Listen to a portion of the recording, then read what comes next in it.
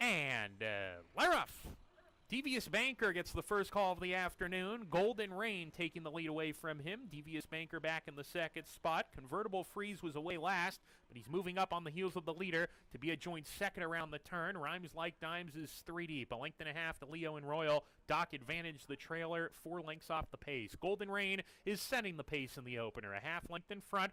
Rhymes Like Dimes, a little bit eager to get after that front runner, takes the second spot. Then comes Convertible Freeze on the inside, tucked in on the fence, in a good position, stalking. Devious Banker retreats to fourth with Leo and Royal, and they're 2 ahead of Doc Advantage with 5 furlongs to go. It's Golden Rain is cleared off. Golden Rain, without being asked, strides out a length and a half, and now Rhymes Like Dimes has come under pressure, finds himself between horses. Convertible Freeze on the inside of him. Devious Banker 3 deep. Leo and Royal 4 wide with that party. Doc Advantage 6th and last. 4 off the pace as they go into the far turn. Golden Rain has 3 furlongs more to get. A length and a half edge. Convertible Freeze the favorite, tipping outside. He's still in with a good shot here, has every chance to run down this front runner. Golden Rain, who hits the quarter pole, a half length in front. Convertible Freeze now sent after him, and the top pair hook up at the top of the stretch. Golden Rain, Convertible Freeze, right together coming off the turn. Rhymes Like Dimes is re-rallying on the fence, is reclaimed third,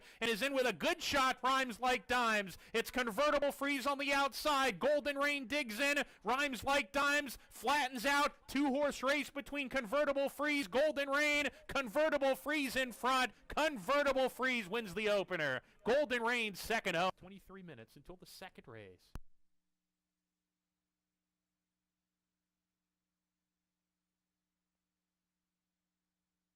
Ready to go. And Lyroff. Another smooth beginning.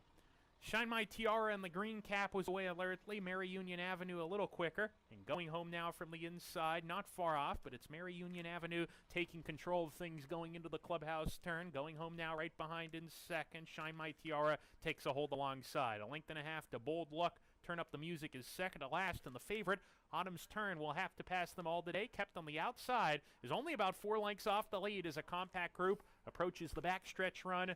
Mary Union Avenue setting the pace. A moderate pace at that, 25-2, so less than moderate. Pretty slow pace here. Mary Union Avenue the leader by about 3/4 of a length. Shine My Tiara in the second spot. Bold Look 3 deep in third, taking that spot away from Going Home Now. Now Autumn's Turn is in the 5th position, just 3 off the pace and a half length to Turn Up the Music as they're still packed up, approaching the far turn run. Mary Union Avenue into the turn, a length clear. Shine My Tiara, Shown More Rain in second. Bold Look sent along outside. Going Home Now on the inside, getting a little bit closer. Appears to have some run on a hold right now. Searches for racing room. Autumn's Turn being asked to go. On the far outside is losing ground, joined by Turn Up the Music at the top of the stretch. Mary Union Avenue off the turn, challenged by Bold Look, who's right there. Going Home Now finds a seam on the fence if he's good enough and comes charging forward. Autumn's Turn, grandstand side, took a little while to get going, but is moving level second. It's Going Home Now in front, is pulled 3 lengths ahead. Turn Up the Music, Autumn's Turn, both chasing, but it's Going Home Now on top. Going Home Now breaks the maiden at 8-1. Autumn's Turn second. Final time, 1 minute 41.28 seconds. That was for a mile. The third race, another route. They're going a mile and a 16th this time. No changes in race 3. Ready to go. And Laroff, Seems Like Destiny, wins the break and takes advantage of it. Strides in front in the first 16th of a mile. Incantation on a hold, a little bit eager, joined by Puff's Magic Dragon. Alfgar, 3 deep approaching the turn. Within view, Lifetime Guarantee. Those two pretty much side by side at the back. 6 runners go into the first turn, and Seems Like Destiny at a price paves the way. 3/4 of a length ahead. Incantation off the rail, still unrestrained second. Puff's Magic Dragon alongside. Gap of 2 to the last trio who line up. Alfgar is 3 wide. Lifetime Guarantee in the middle. And within view, inside, saving ground. 3 off the lead as the half dozen make their way down the barn side. Seems Like Destiny, carving out the fraction. Still a length and a half clear. Incantation clearly into second. A half length to Puff's Magic Dragon third. Within view, gains a couple spots in fourth. 2 off the pace with a half mile to go. A length and a tail to Lifetime Guarantee. And Alfgar has dropped to the rear and feels the stick on the shoulder as they go into the far turn. Seems Like Destiny. 3 furlongs to go. With no excuses. Opens up that lead to 2. Incantation sent after the front runner's second. Within view third, and now this long shot Seems Like Destiny is giving the others something to think about as he sprints 4-5 ahead with a quarter mile more to go. Seems Like Destiny all alone on the lead. All he's got to do is keep going here. Seems Like Destiny with a 7-length lead. Within view second on the outside. Lifetime Guarantee has made his way into second, but coming to the 16th pole, it's a one-horse race to this point. Seems Like Destiny still clear. Seems Like Destiny. There are absolutely no dangers in sight, and he cruises in at 13-1, the longest shot in the race, kicking off the pick 6 with a victory. Lifetime Guarantee.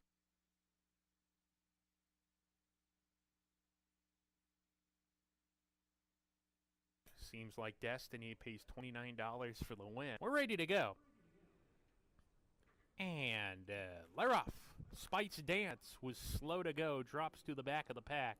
Ixides has speed with Miss Wobbles. These two a neck apart. Ixides with a head lead on Miss Wobbles. She's a Bernardini running in the third position. Spite's Dance is making up ground on the inside and is a joint third with a half mile to go. Hillbilly Lady drops back to the second last spot, and Champagne Sunrise is the trailer. 4 lengths from tip to tail as they charge into the far turn. Ixides has cleared off by a length successfully. Miss Wobbles sent along under pressure in second. She's a Bernardini joins her. Champagne Sunrise is making up ground, slips inside of Spite's Dance there together. 3 off the pace and 4 back to Hillbilly Lady, who tried to lug out on the turn and has dropped out of it. Top of the stretch, Ixides is left with a 2-length cushion sailing off the turn. She's a Bernardini in second. Spite's Dance is kicking it into top gear now on the grandstand side and is coming charging. Ixides in front, needs to hold off Spite's Dance, the only one with a chance to beat her. It's Ixides, Spite's Dance, and coming up the inside, Champagne Sunrise. It's tight between Ixides and Spite's Dance. Ixides held off Spite's Dance.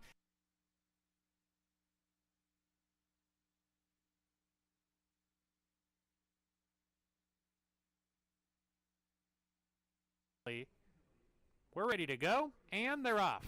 And the quartet broke as one. 3 runners across the track early. Happy Instead from the inside post is going to take the initiative. G-Money right outside of him, pressing in the third spot is Pentangeli.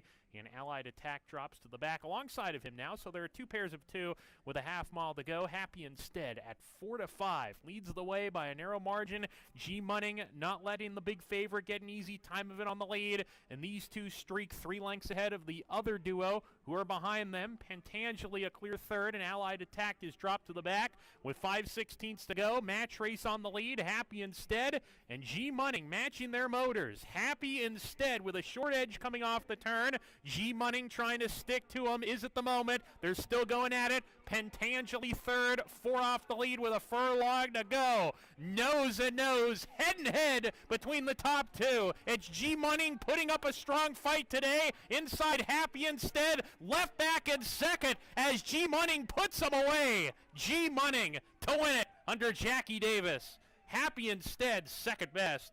Then Pentangeli number 1 and 7. Race 6 coming up in 22 minutes.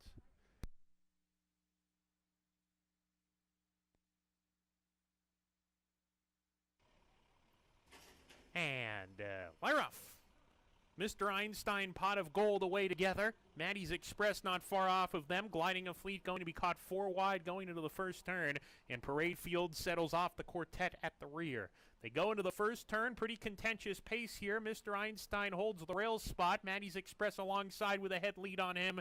And Gliding a Fleet right off that rival in the third spot, 3 deep. A length and a half to Pot of Gold is eased off the pace, is 4th right with Parade Field. And they're 3 off the lead as the quintet approaches the backstretch run. Maddie's Express, the leader here by just a neck. Mr. Einstein right there hounding him, and these 2 hook up with 5 furlongs remaining in the contest. Space of 2.5 to Gliding a Fleet. Then comes Parade Field between horses. Pot of Gold down at the rail. 2 by 3, separated by 3 lengths with a half mile to go.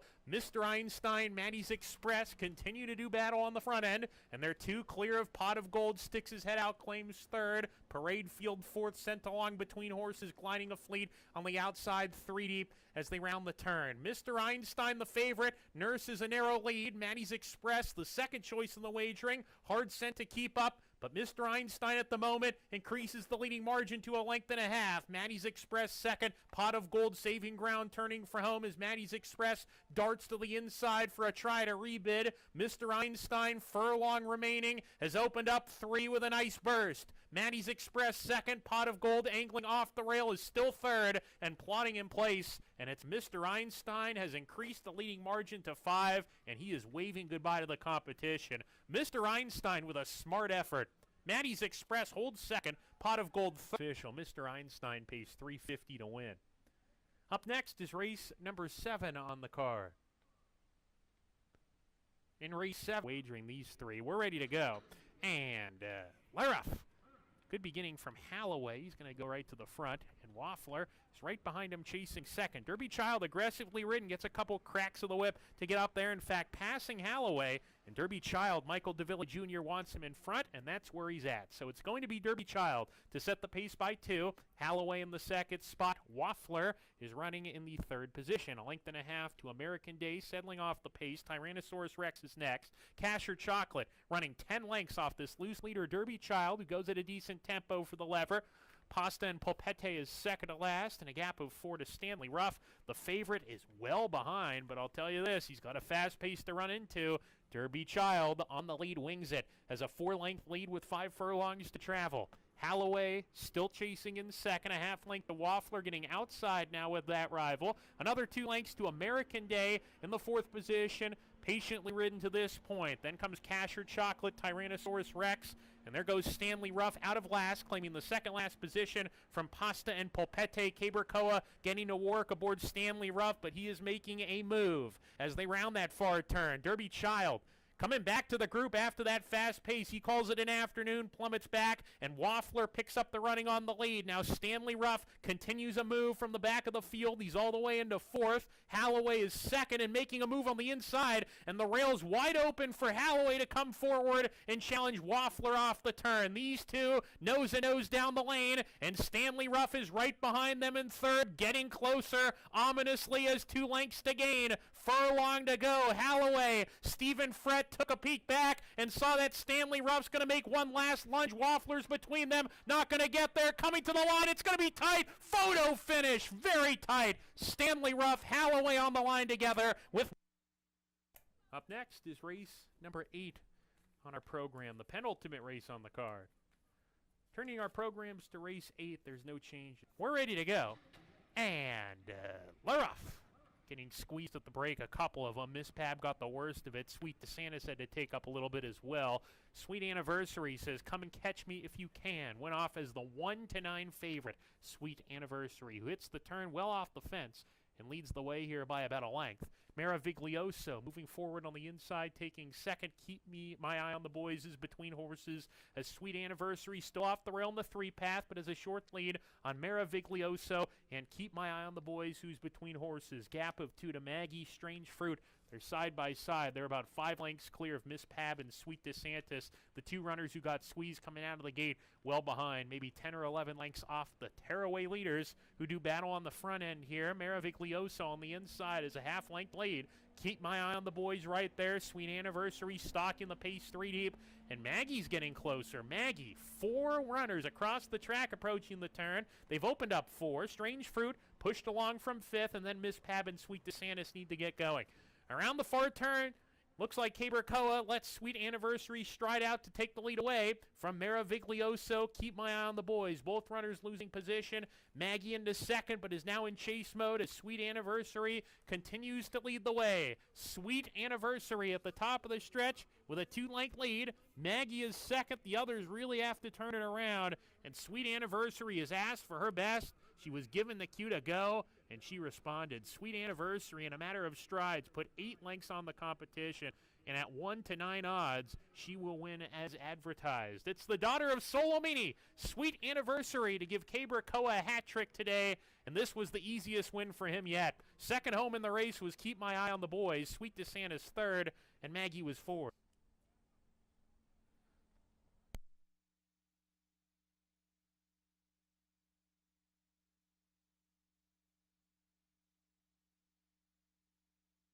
And Lyra, a little bit slow to go was Robbins Giant. Good getaway from Spoofy, who goes to the front. Spoofy, the pacemaker in the early stages. Watermelon Crush is eased off the pace. Jersey Greg is in the mix on the front end with Spoofy. Even deeper, Not Today, Governor. Down the backstretch, One With Everything is well behind as they head down the backstretch here. A good battle on the leads. Support the Cat comes out of the crowd to take a short lead. Not Today, Governor's right there. Jersey Greg in the two-path third at the fence. Spoofy sent along to get forward position as they go into the turn. He's in a little bit tight, but Spoofy's coming up to challenge those leaders as they round the turn. Sharpoon, 3 lengths behind, has gotten a good trip off a very, very contentious tempo in the nightcap. Gap of 4 more to Watermelon Crush. Robbins Giant is next, and One With Everything never picked up his feet as they come to the top of the lane. Spoofy has saved ground the whole way around and turns for home in the white blades with a nose in front, but Support the Cat is right there too. Sharpoon is third. Far outside, Watermelon Crush attempting to rally on. Furlong to go. Spoofy and Support the Cat still going at it. Support the Cat, Spoofy. Jersey Greg surging late between horses, but as they come to the line, it's Spoofy. Spoofy wins the nightcap over Support the Cat.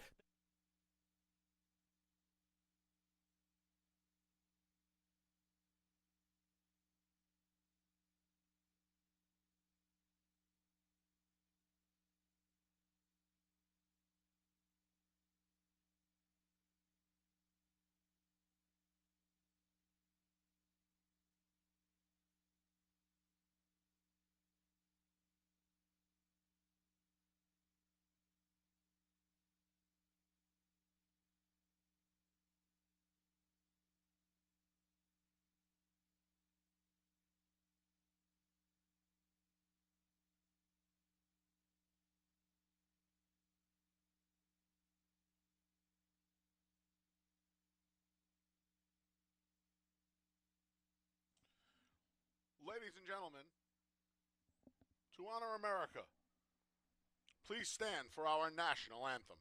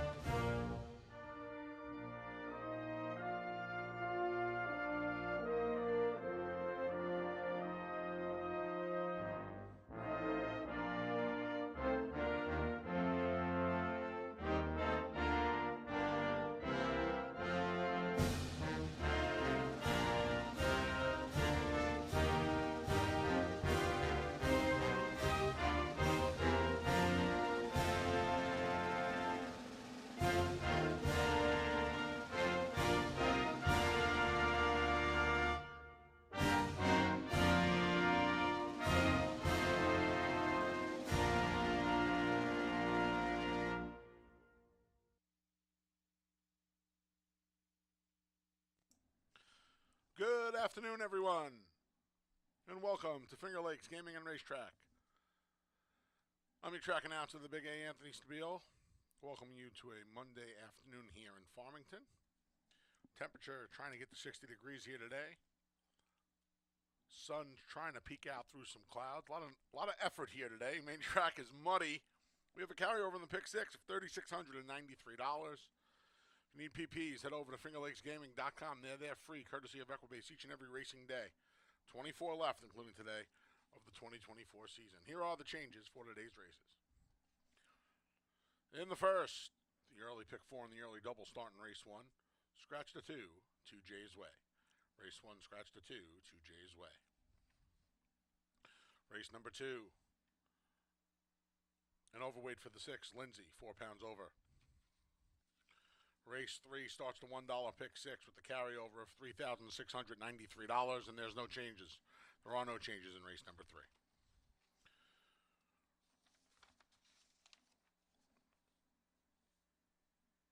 Race 4, a couple of overweights. The 6, Dreamery, 1 pound over, and the 9, Little Maze, 1 pound over. Race 5 kicks off today's 50-cent pick 5. A couple of overweights there. The 4, Smile, takes charge, 1 pound over. And the 7, the Delaware Boys, is 1 pound over. Race 6 starts the 50-cent late pick 4. Please note the number 1, Only La Deuce, blinkers on. Equipment change for the 1, Only La Deuce, blinkers on. And scratch the 6, the 3, Slow Ready.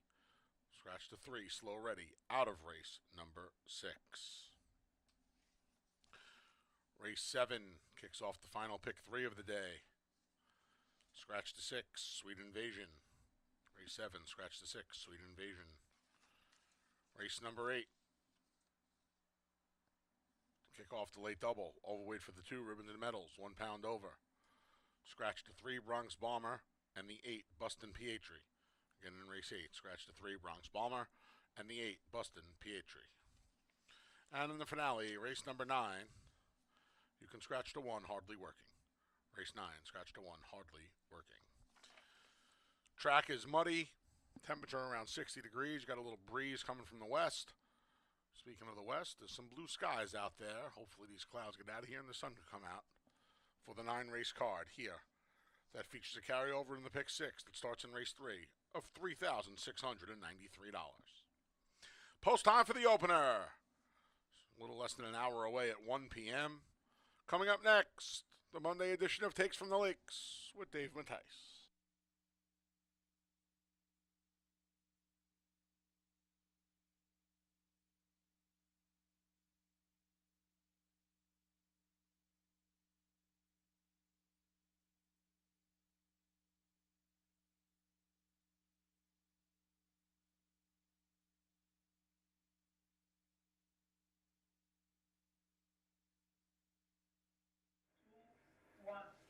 Welcome everybody to Finger Lakes Gaming and Racetrack. I'm Dave Mattice. Got a 9-race card today. I think we got 8 next couple days for the rest of this week.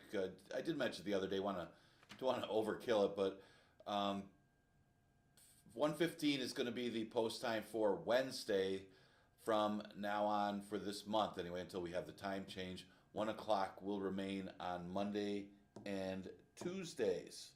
I do want to start with, of course, our condolences here with the Finger Lakes community for the passing of longtime investigator Mike McDermott. Obviously, he's known well in the Finger Lakes community and well liked. And obviously, thoughts and prayers are going to be with the family. We are going to do a moment of silence early tomorrow before the first race. And very good person, was Mike, very well liked. Mike McDermott, and we will do a moment of silence, as mentioned, tomorrow before the running of the 8-race card. Looking back at Wednesday, the track got very tight with the rain, and we had a very strong speed bias Wednesday. I think it's the 3rd time this season that we've had that strong speed bias, though a couple of riders rode it very well. Keeper Co is actually the only one who came from way out of it when a horse went very quick. Got 20. It was a route that I think went in 24, but he had 3 wins, a hat trick on Wednesday's card. Jackie Davis won back-to-back during the card and also had a couple wins on Wednesday. So keep an eye on how the track plays today. We got the heavy rainstorm last night. Didn't last a long time, but it did affect the track condition, as we are going to start off with muddy. It was a heavy, heavy rain. I think it delayed the game last night between Dallas and Pittsburgh. They had the lower end of it as it came through. I know they're getting another hurricane down in Florida, so obviously we're watching that. Hopefully everything goes well and no major damage as another hurricane comes through in Florida. But we got that rainstorm. Should be drying out. I think we're done, at least temporarily, with the rainy weather. There is a chance for some more rain today, but it did leave us with an off track, at least for the early part of the card. With that said, first race is an allowance race, never won 3 condition. We do scratch the 2 J's way. I gotta say, it's probably the worst tactics of the season. As they say, the best tactics, the best rides, the smartest moves, worst tactics of the season belong to these connections with Skylar Starship back in July, when all this horse had to do was go to the lead, the horse would win. They did try something new, and you will see that. I mean, you want to teach these young horses new tactics, but Skylar Starship rated off of a slow pace in a race where he had to win. Although UD Lights turned out to be a pretty good one, but there's no way Skylar Starship would have lost on July 29th if they didn't race. Actually, would have at least hit the board if they would have gone to the front end. Went to the front end. Saratoga ran very well, as you see. That was a tougher field that this horse ran second in. Now, he's got a tough competitor in this race with Marty's Magic. And the key to the race is what Marty's Magic does. Does he try to be aggressive and go after Skylar Starship early? Because I think with a scratch of 2J's Way, who wasn't as quick anyway, there's a question mark as far as will anybody go with Skylar Starship. The only one that can is probably Marty's Magic, who has shown speed in the past in earlier maiden claimers in the spring. Now, is he going to go after a horse that's really quick? Now, does Skylar Starship decide, okay, well, we better go to the front from the rail today? You see the improvement from Marty's Magic when he stretched out from a sprint last time, went from a 55 buyer, which he won anyway, to his best lifetime number here at Finger Lakes when he defeated a pretty good 2 lifetime field that included favored Hey Toby, who I thought was going to be the winner after that one drifted out. Now, Hey Toby didn't have the best of trips or tactics that day as well, but Marty's Magic ran big to beat him. So maybe this horse is on the improve and does have an upset chance. Obviously, it's if you're playing picks, you're either singling Skylar Starship or you use it too deep. I don't think you can go any deeper than that because it does seem like these are the 2 main rivals at this mile distance. I do think Marty's Magic does have a chance to upset Skylar Starship, but if he lets him go on the front end and nobody else goes with him, I don't think they're going to beat him. But it's these 2. Solo Tonight is probably the best of the rest, especially with the off track. He already has a win on an off track. Maybe a little bit of a stretch for him to beat the other 2. Now it's M. Anthony Ferraro, Michael S. Ferraro. Marty's Magic obviously looks the better of the 2 from this barn. But my Cool Hand Luke is not bred for the distance. If he can get the distance, maybe he could get third. Stop the Spread faces Finger Lakes competition for the first time. Actually, not for the first time. He returns to Finger Lakes. He actually has 2 wins in 3 starts at Finger Lakes in the past. This is a tough field, though, when you consider Skylar Starship and Marty's Magic. Now, if they hook up and duel, maybe it opens up for one of the other ones, but I'm using Skylar Starship, Marty's Magic 1-2. Throwing Solo Tonight does look like maybe he picks up the pieces for third. That's kind of how I see the first. Second race is an 11-9 claimer, going a distance of 1.70 miles. Tivoli Gardens is better than these horses. Now, she's been used as a rabbit in her last start in the sprint, which was a smart move. I don't know if it really mattered, but True Empress would have won the race anyway, possibly, but it was a smart move using her as a rabbit, as long as she's not affected by the race, and now it's her turn to win at the 11-9 level. Maybe that's what the idea was, to stretch her out after a couple sprints, help the stablemate win a pretty good allowance purse last time, and now she's the inside speed, and she's the best horse in the race, dropping down to face the 11 and 9s. It's a little bit of a scary move because she's unprotected. She's in for a tag and could get claimed out of this race because she is better than the 11-9 claimers. So that is the scary move. Is she not as good as she used to be when she was running these tough allowance routes, when she was tough to beat on the front end? She's a speed. The other speed is probably the 340 smooth. 40 smooth stretch it out is dangerous on the stretch as far as being a winner, but she is going to have to deal with Tivoli Gardens, who's probably faster on the inside, is probably better on the inside. But she's a big threat. I thought Charged Nurse would be the other one to take advantage if 40 smooth goes after Tivoli Gardens early. Charged Nurse could sit a little bit. Now, she's one that likes to be close to the pace, but at least she's proven she could pass horses sitting back and making a run. She won her 3 lifetime condition when she sat back and made a run. I guess another one is there is a question mark about why she drops in class for a tag when she clearly needed a sprint race. That was clearly a tightener in a 6 furlong sprint last time. Stretches out. Now she means business. She's kind of jamming her in for 11,000 because this horse has shown some talent in the past. And I think if there's still moisture in the track by the second race, Charged Nurse also benefits. I think Tivoli Gardens and Charged Nurse might be the 2 best on off tracks anyway. They're the 2 I like. It might come down to what this pace is and how tight this racetrack is off of the rain as well, as we're coming off a few days off. And, of course, that heavy, heavy rain we got last night. Big thunderstorm. Didn't last long, though, so maybe the track didn't take as much water as it seemed like.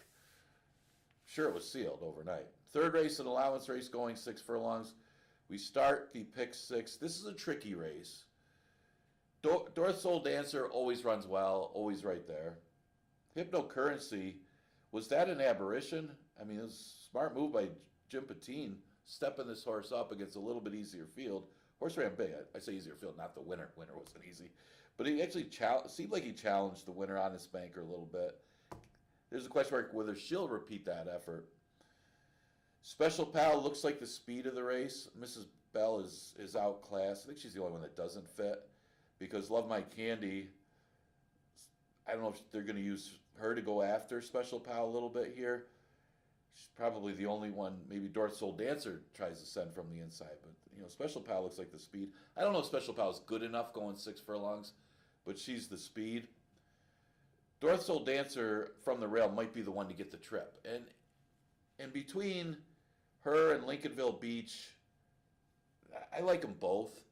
Lincolnville Beach, I was kind of surprised how bad she ran last time, but it was also a case of they let Darn That Song walk on the front end, and she was an easy winner. They let Darn That Song walk on the next end, or front end her next race too. But that kind of compromised Lincolnville Beach, who's a late runner, when that speed went out there. And Darn That Song might be improved in the Ferraro barn as well, but she was allowed to absolutely crawl with an easy lead on the front end. So Lincolnville Beach was kind of against it. I do think Dorsal Dancer might be a little bit better than Lincolnville Beach, and she might get the better of the trips because this may be that type of race where Special Pal might get an easy lead like Darn That Song had when Lincolnville Beach ran behind her again. But now Englart's going to control the pace either way because he has Special Pal and he has the closer in Lincolnville Beach as well. But Dorsal Dancer could be the one to sit up close. At 6 furlongs, she might be a little bit better than Special Pal and pass that rival late. And Lincolnville Beach as well could be closing late. And it all depends. I mean, pace flow matters here. A Special Pal is a pretty good speed horse going loud. So the one thing that kind of threw me off Special Pal a little bit is the fact that Andre Worry gets off this horse to ride Lincolnville Beach. I don't know if he had his choice in here, but if he did, he went with the closer instead of the speed. And I do think Lincolnville Beach is better than Special Pal. It's just a matter of does Special Pal get an easy lead in this race. That's the key. I went 1-5-3 in race number 3. Again, a tricky race. I think you got to use more than one of them. And that race starts to pick 6. Fourth race, a 5,000 claimer going 5.5 furlongs. I mean, if it was a route, I would love Bump in the Night, and even 6 furlongs, I think I would like Bump in the Night as the favorite, but I think it's a good favorite to beat now that it's 5.5 furlongs. It's an interesting spot for Bump in the Night. I mean, maybe the 2 lifetime 6 furlongs of the 2 lifetime route isn't going with the timing of this Linda Rice trainee. She might win anyway. I think Bump in the Night is easily the best horse in the race.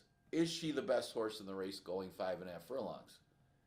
That's the question mark, because I'm going to take a shot against her as the favorite because it is 5.5 furlongs. And you get a little better price on Regenerator, who's at odds of 5-1 in this race. She's coming off her it's the best last buyer in the field, but it's also a good number for Regenerator because Love Thyself is no slouch and probably would beat this field. At least Love Thyself would be right there against these. But she's got the best last race number in the field.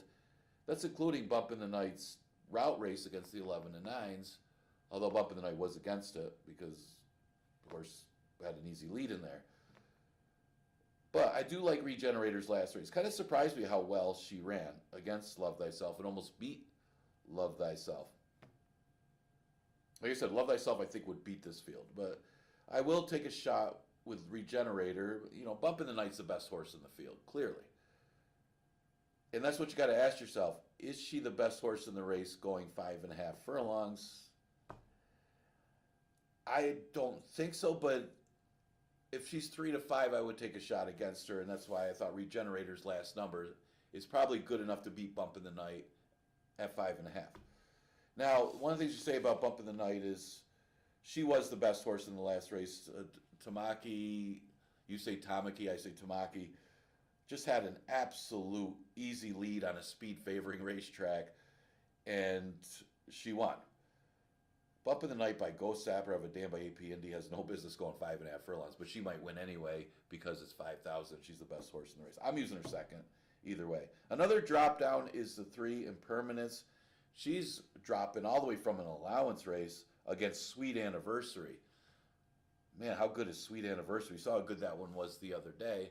I don't think that horse has been beaten at Finger Lakes. So, I mean, Impermanence wasn't competitive at all in that race. So, I mean, you can't really say, well, she got beat by Sweet Anniversary. I'm going to play her today.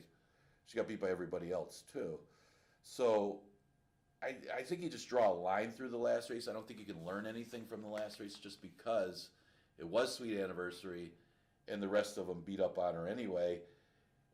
It's a big drop from an allowance to 5. She broke her maiden against special weights. It wasn't the strongest of special weights fields, but she hasn't faced this easy either. So I think with a drop in class, you got to consider Impermanence, but it's tough to gauge how good she is because she got beat pretty badly the race before adding blinkers. I don't know if the blinkers worked or not because she wasn't competitive. Tough to gauge, but I'm going to use her either way, and I think you got to use her on the ticket just because of the drop in class. The 6 Dreamery is an interesting one too. She's got no business going 5.5 furlongs. So Dreamery's probably better than most of the field too. And she was absolutely flying in that last race. The problem was she ran out of ground because she's better going long. And that was 6 furlongs. So the problem today is for Dreamery is today it's 5.5. What do you do with this horse? If you think, and this track gets heavy because it's muddy and closers start rallying the first few races, maybe Dreamer can get there, but she is clearly at the mercy of the pace. And it's not a good pace. I mean, Soul Emperatrice, I didn't know what to do with that horse because she stopped badly last time. She's the speed, and there's not a lot outside of her. Maybe Little Maze is not that fast. So I don't know what Dreamery's going to have to close on. I think she's just better than the rest of them and maybe passes a lot of tiring horses to get in the number. But, man, 5.5 is just too short for her unless they really back up.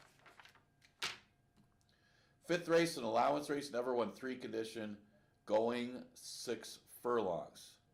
Tough to go against Dorothy's Happiness. I think the one way she loses is if Coin Jar gets loose from Courageous Ola.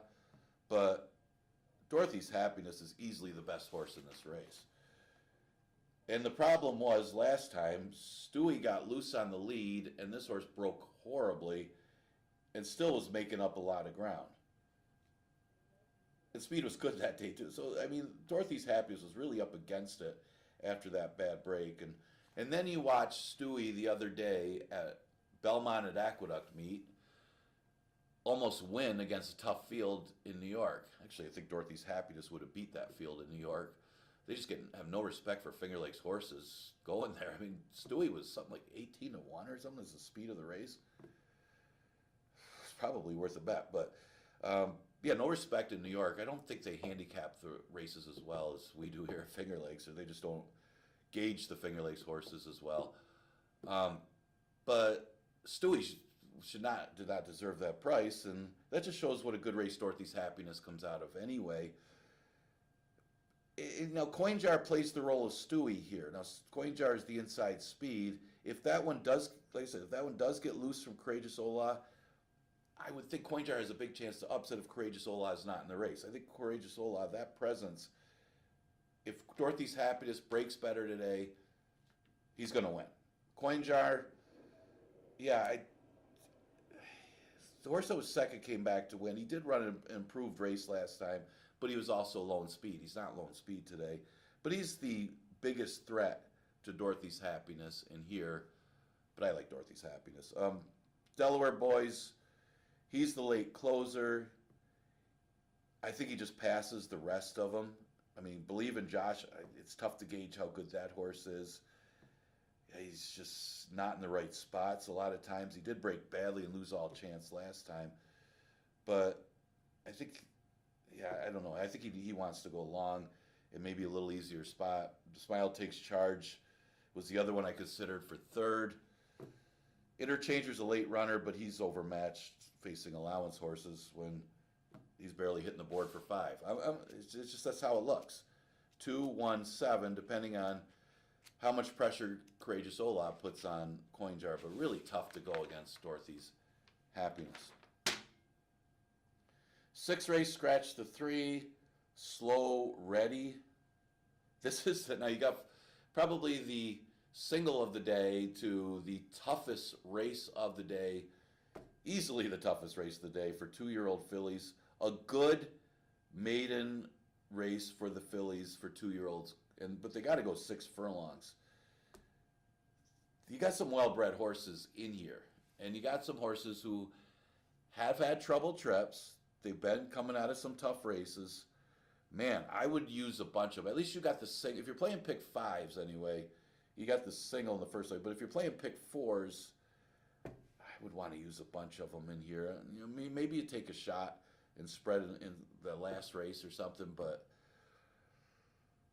I like both of Lascessi's horses in this race, and one of them's a price, one of them's not. And the funny thing is, I like the one that's a price better than the favorite, morning line favorite in this race. I'm talking about Bald Kitten, who comes out of a race against the boys where she ran into Mr. Sugar Daddy. They thought enough of Mr. Sugar Daddy to try in the stake. Now, he was overmatched in the stake, had no shot in there. But he did run big that day. Now, this one faded after chasing Mr. Sugar Daddy. But keep in mind, this is a filly that was against the boys, and a pretty decent boy in Mr. Sugar Daddy, who's just simply overmatched in the Aspirant Stakes. Yeah, this one could run a lot better against the fellow girls, although this is a tough filly race she's up against. But I'm going to take a shot because this horse is 8 to 1. Post is no bargain. It does get the scratch of the 3. The other one is Country Manor. Now, Country Manor and Ash Ted Lady, I used them second and third. They both come out of the same race.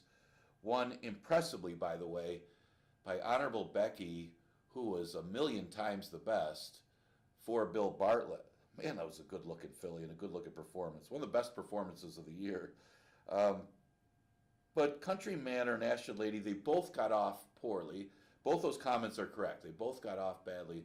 The one that got the worst of it was Country Manor, and I thought she ran the better race than Ash Ted Lady, just because she stumbled more at the start.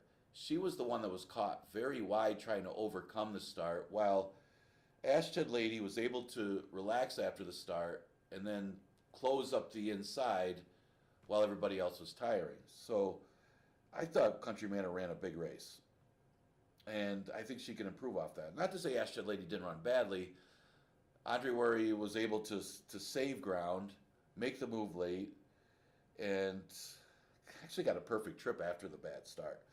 But the thing is, Ashton Lady also, like Bald Kitten, her first start was against Mr. Sugar Daddy in that tough race. And she actually finished ahead of Bald Kitten, while Bald Kitten has gotten a break since that race. So you can make that case as well. That's why I think this race is so wide open. And I'm going to use Ashton Lady for third. I just like the price. I thought all three of these looked good. Mention, Bald Kitten and Ashton Lady both out of that race. Country Manor ran better than Ashton Lady did in her other race. So you can make a case for a bunch of them. The other one, I got Mike Lascessi's horses. I also like both of Paul Barrow's horses. Freedom Dreams, you can make a case for making her first start. Now, it is 6 furlongs. She's got good works. The only thing is, they only paid $1,500 for this horse. My guess is they got a real bargain, because you look at the breeding, and Always Dreaming on the sire, the dam was a half to the Belmont Stakes winner, Ruler on Ice, and also a half to Champagne Doro, who was a Grade 1 winner and won a few sprints as well. So the breeding is definitely there for Freedom Dreams, and this one might be overlooked a little bit. If you're looking for a horse, maybe watch the board, but I think she's going to get overlooked anyway. She probably wants to go a little bit longer, but at 10-1, she's worth throwing as well. The other one, like I said, this is a wide open one. The other one to consider is Divorced of Course, who has shown absolutely nothing in 3 career starts. Hood off, hood on, blinkers on, hood off, hood on, blinkers off. They're trying everything with this one, but very well bred out of a dam by Golden Sense. I think that dam was stakes placed as well. In fact, yeah, I don't know. You always got to respect Mike Ferraro with these type of horses. All right, really tough 2-year-old filly race. Good luck in there. I would use a few of them. 7th race, 5,000 claimer for Phils and Mares going 6 furlongs. Scratch these 6. Sweet Invasion. Going to give Left Leaning Lucy another chance in this race. Yeah, she may have needed the race. I mean, I guess that's the excuse. I mean, she really has no big excuse for not beating that field. Sabrina is like an all-time underneath horse, other than, a couple of years ago, Sabrina was really good. But she's turned into a 2nd and 3rd type horse since then. Left Leading Lucy did get mixed up in the pace, but she's still supposed to beat those $5,000 claimers. My thought is she was off since July and maybe got a little bit tired going 6 furlongs because of the layoff. Maybe she needed the race. And if that's the case, this field is not any tougher. And if she runs better than what she did that race, which she should win race number 7. So I'm going to take her on top because I think that she's going to. And I don't love anybody else either. And I don't even think she's going to the lead this time. I think Comfortable Cat is probably the one going to the lead. And I don't know if that one's going to get 6 furlongs. The 4, Dosage of Mimosas, should sit a nice trip in here as well. She would benefit if the track is still off by race number 7. She ran a good race last time. I mean, maybe she's getting a little bit better with every start. She is at age 11. Still, I don't know about...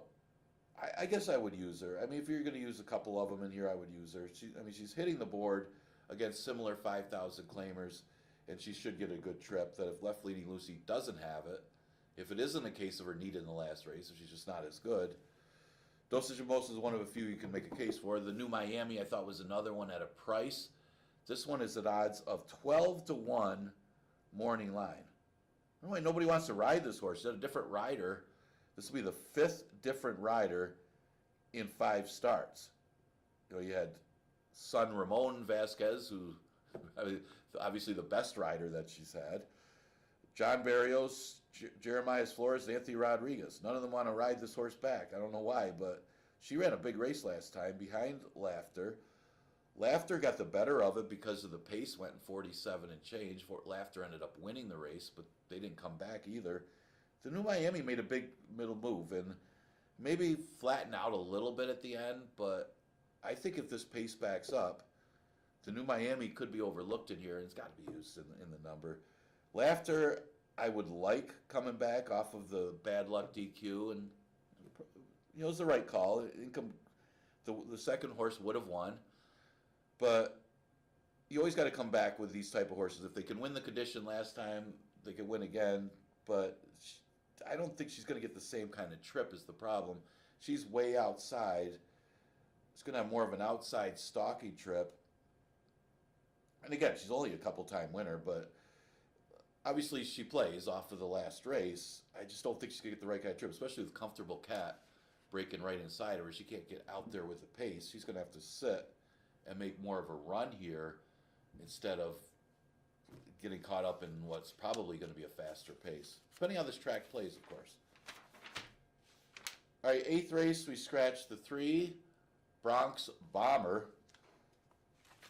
They had scratched the 8, Busted Pietre. So you didn't want to say anything about that one. I think our announcer is more of a Mets fan than a Yankees fan.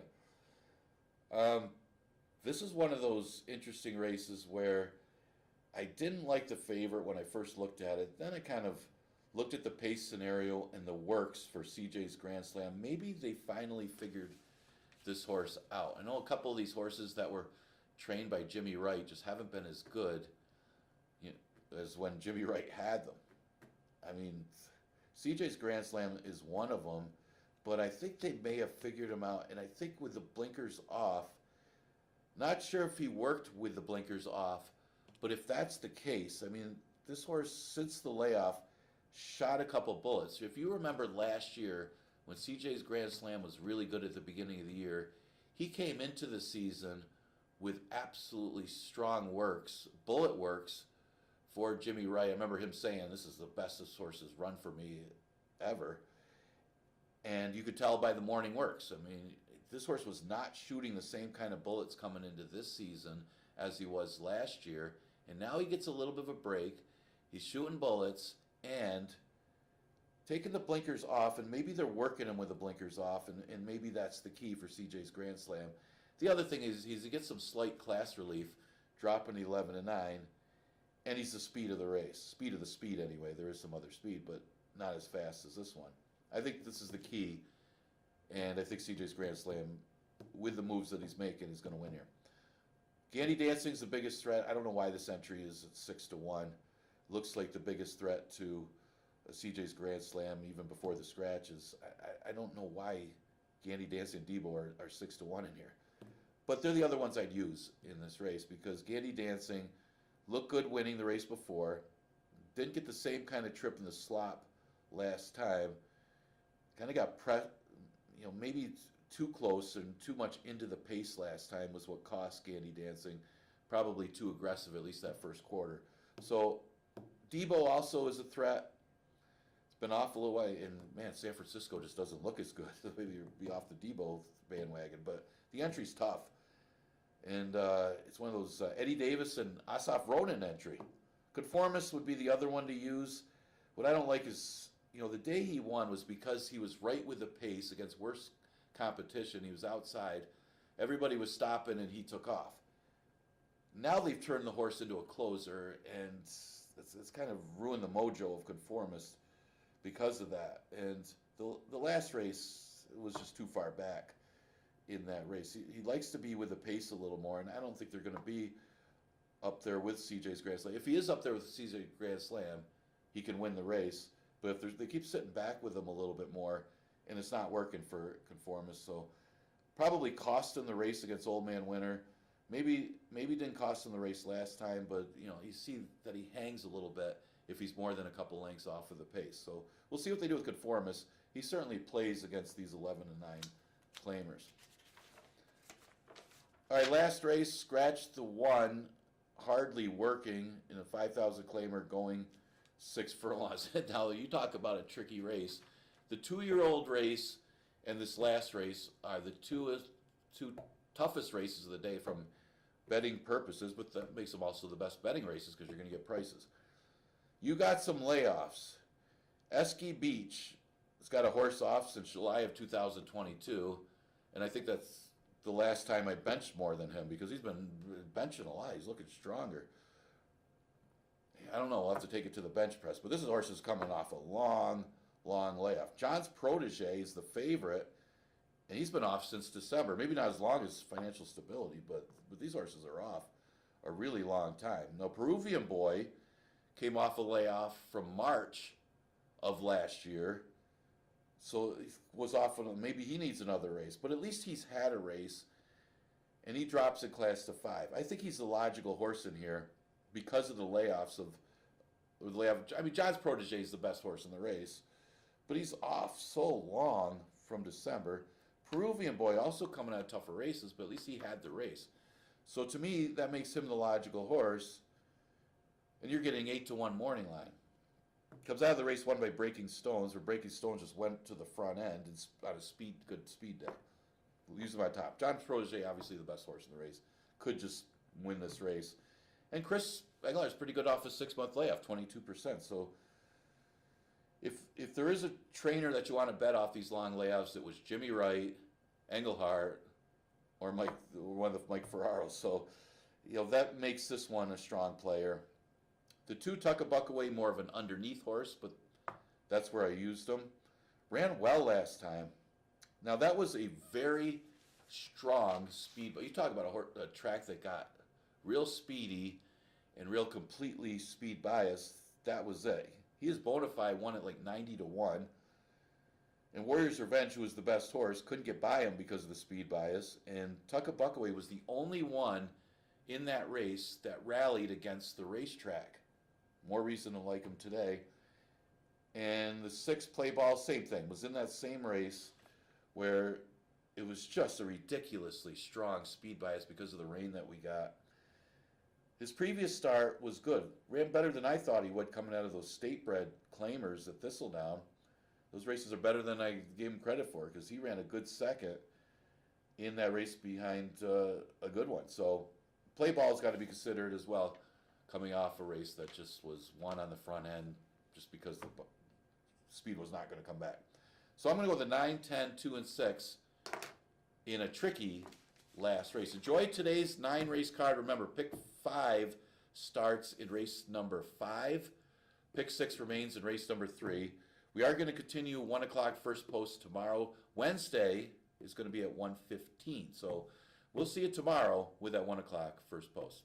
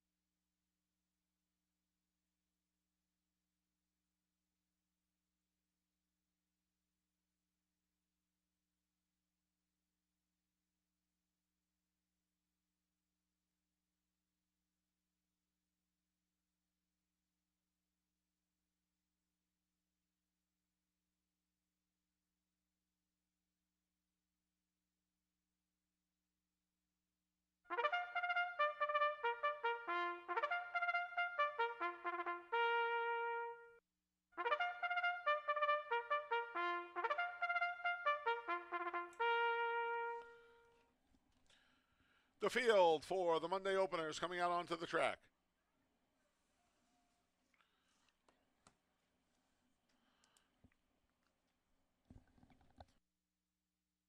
The early double and the early pick 4 start here. Track is muddy. The 1 is Skylar Starship with Cabracoa. Scratch to 2, 2J's Way.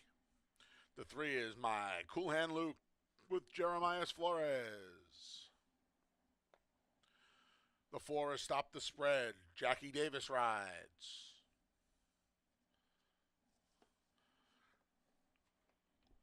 The 5 is Marty's Magic with Luis Perez.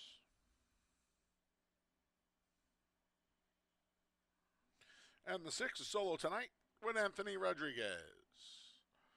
All right, welcome to Monday. Happy Monday, everyone. Good to be back. Pesky kidney stones kept me out last week, but you can't keep a good man or me down. So here we are. Carry over in the pick 6, 36.93. That's waiting for you in race number 3. PPs always over at fingerlakesgaming.com. If you need complimentary PPs, they're there each and every racing day, courtesy of our friends over at Equibase. Special 9-race card today. And we kick things off with an allowance contest. We'll go the flat mile. Just a field of 5, so not as relevant, that post draw. It's still relevant enough, don't get me wrong, but with just a field of 5, not as difficult to get over with less than an eighth of a mile to that first turn. I went for a minor upset here. I picked the second choice, the 5 Marty's Magic, who's perfect in his 2 tries for Ferraro Sr. A win sprinting off of a June layoff in the maiden ranks, then set a really good trip and got a good ride from Luis Perez, who's back aboard here to get the job done in his first start up here around 2 turns. He had been 2 turns down at Laurel in the past. Very good trip last time, and a huge increase in speed figure from the sprint win to last time out. If he follows that trend, he is going to be ultra tough in here. Logical favorite is the 1, Skylar Starship, for Ferraro Jr. This horse added Lasix back on after trying on New York Derby. He ran really, really well in the New York Derby. Scratched out of a race in Saratoga, ran in an open allowance race here. He was 1-5, and he just didn't fire his best shot that day. Went to Saratoga for the A other then out of that Wilson chute, like 1.5 turns, and ran a good second. He got banged around a little bit at the start, and then he didn't rush up, but he raced up and he got into contention. Now he goes back around the 2 turns, which, you know, I know he's never won around 2 turns, but I certainly think he is as effective around 2 turns, if not more, than he is sprinting. And he gets that advantageous rail draw with all of his speed. We'll see if Koa is dead set on taking the top. The only other horse I think that could challenge him is the horse I have third, and I actually used all 3 horses in the early pick 4. And that's the 3, My Cool Hand Luke. Now, My Cool Hand Luke adds Lasix and stretches out for the first time since his last try here last November. And missing the first month and a half of this season leads me to believe that maybe there was something amiss when he went to the bench last year. Because his first race was very good. He won his debut, and then the 2 subsequent starts weren't good at all. So missing another month and a half of the season this year, maybe Paul Barrow had to figure him out a little bit. I like that he gets back around the 2 turns. I like that he gets the Lasix for the first time back around the 2 turns. He was really good in his 4 starts so far this year. He ran behind Uncle George, who was far more seasoned and had some races under his belt. Runaway Joke's a perfect 4 for 4 here at Finger Lakes since coming up here to Ralphie D. Then he won, and then last time against Uncle George again. You know, so now the Lasix stretching out, I think he's an interesting player at a price. 5-1-3 will look to mildly upset the favorite with the second choice, Marty's Magic. Pick 4 ticket, 1-3-5 with 1-3 with 3 with 3-5-8-10. Best of luck if you're playing. You got about 3 minutes to post for the opener. Again, if you need PPs, head over to fingerlakesgaming.com. Best of luck on this Monday here at Finger Lakes Gaming and Racetrack.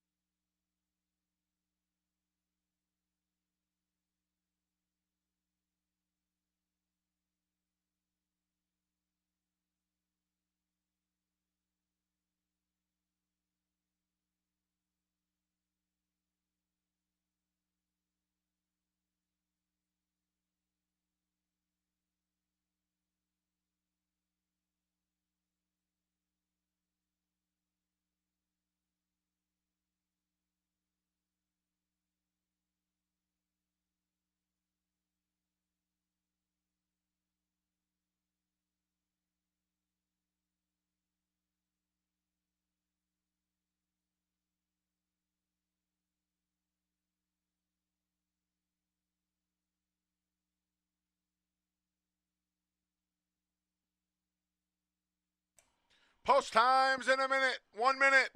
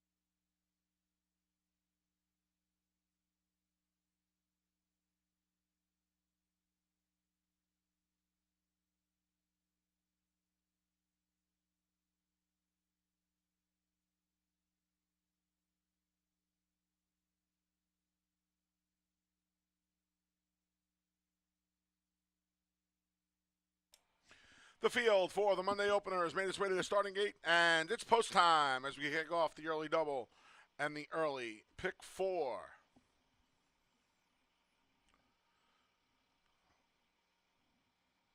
Odds-on favorite Skylar's Starship, the first to load.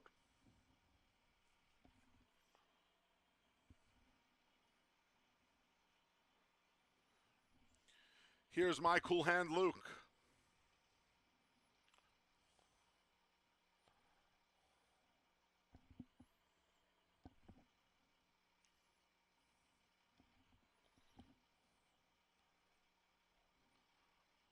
Stop the spread goes forward. Don't forget, free PPs over at fingerlakesgaming.com. Marty's Magic looks to remain perfect in 3 starts here at Finger Lakes. And the last to load is Solo Tonight. They're in the gate. And they're off. Solo Tonight broke about 2 lengths slow after hopping at the start. Speed duel developing into that first turn. Skylar Starship at the rail between my cool hand Luke. And on the far outside, Stop the Spread. These 3 duke it out into that first turn with Marty's Magic watching them fight it out in 4th. And then it's a gap of about 5 lengths back to Solo Tonight, who's trying to come back from that tough beginning. The duel is on. Skylar Starship and Stop the Spread. 24-1 the opening quarter over the muddy going here. It's a gap of 3 lengths back to my cool hand Luke. Poised in 4th outside of him is Marty's Magic. And another half dozen back to Solo Tonight. The favorite, Skylar Starship and Cabracoa, half-length lead. Over Stop the Spread through a half in 47-3. They picked it up in that second quarter there as Marty's Magic begins to close in. My cool hand Luke's under a ride, so too Solo Tonight. Midway on the far turn, it's still Skylar Starship and Stop the Spread. Marty's Magic looms large in 3rd as the field makes their way to the quarter pole. Skylar Starship, Koa scrubbing on him. Stop the Spread. Here comes Luis Perez and Marty's Magic with a 3-wide sweep to the lead. 113 off the turn and into the stretch. Marty's Magic gets to the lead. Skylar Starship battles back past the 8th pole. It's down to these 2. Skylar Starship. Here's Marty's Magic. 16th pole. Marty's Magic put his head in front. Skylar Starship battles back. Marty's Magic. Skylar Starship. Marty's Magic. A half ahead. Then Skylar Starship. My cool hand Luke. And Stop the Spread. Final time for the mile was 140-1.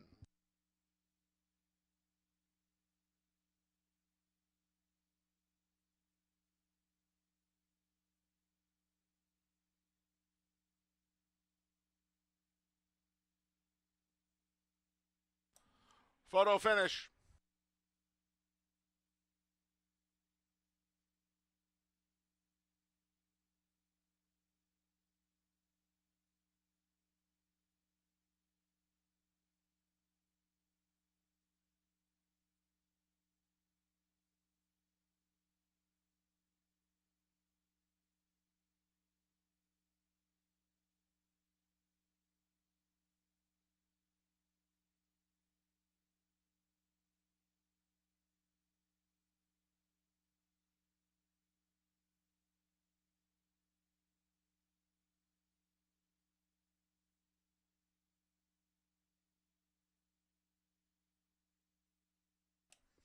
Number 5, Marty's Magic was first. 1, Skylar Starship second. 3, My Cool Hand Luke third. 4, Stop the Spread, finished fourth.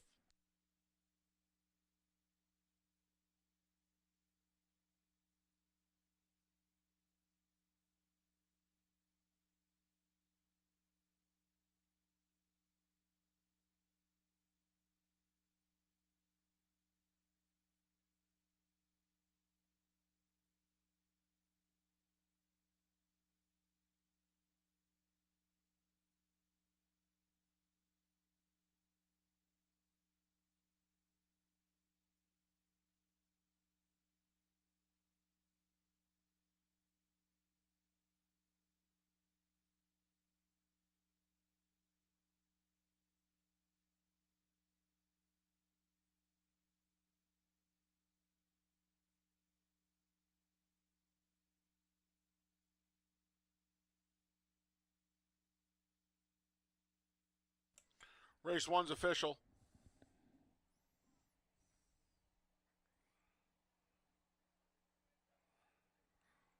Returning to the winner's circle for the third consecutive time here, he's undefeated at Finger Lakes, is the number 5, Marty's Magic.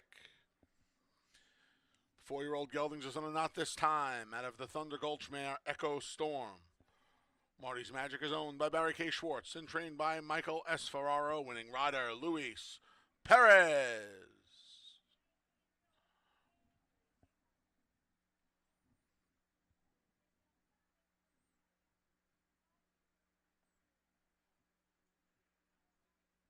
$2 exacta 5-1, 10.40. 50-cent try, 5-1-3, $8.80. And the 10-cent super, 5-1-3-4, $3.10. Race 2 comes up next. First pick 3 of the day kicks off in race 2.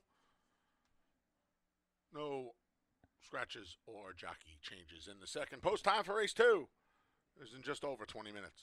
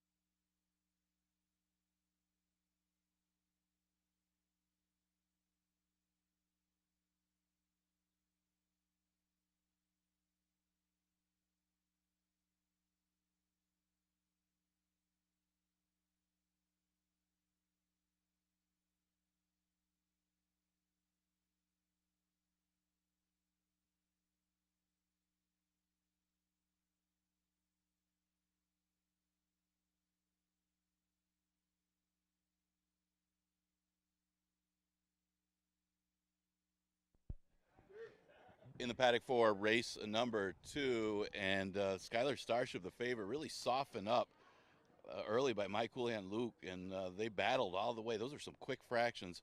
Marty's Magic was able to sit off and ended up getting a nose in front. Getting the victory was Louis Perez for Michael S. Ferraro. Great finish to that one between the two favorites. Marty's Magic getting the win in the end to start off the early pick 4. Exacta Super Daily Double and pick 3 starts 11-9. Claimer Fillies and Mares not won 2 races since the date, or never won 4 races. Start out looking at the inside speed of Tivoli Gardens, as this horse will finally stretch out to her best distance this year, as she's had 4 sprint efforts.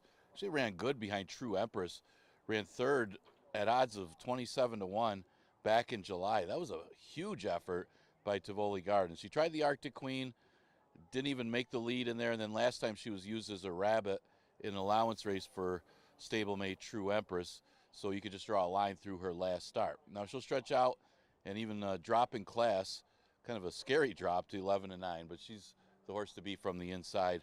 She will get some pressure from the 3, 40 Smooth, who looks to be the other speed stretching out. I don't know if she's as fast as Tivoli Gardens early, but she will make things uncomfortable for Tivoli Gardens, kind of like we saw in the first race. That one got pressed, but 40 Smooth's got some speed. If she backs off Tivoli Gardens, might be race over early. Charge Nurse will be the one to take advantage if those two do battle. Charge Nurse goes to a better distance, probably needed the last race coming off a layoff since last July. She's a big threat, and she's at odds of 2-1 right now, the slight favorite on the board. Second race, we have Exacta Super Daily Double and pick 3 starting. Got about 7 minutes to post.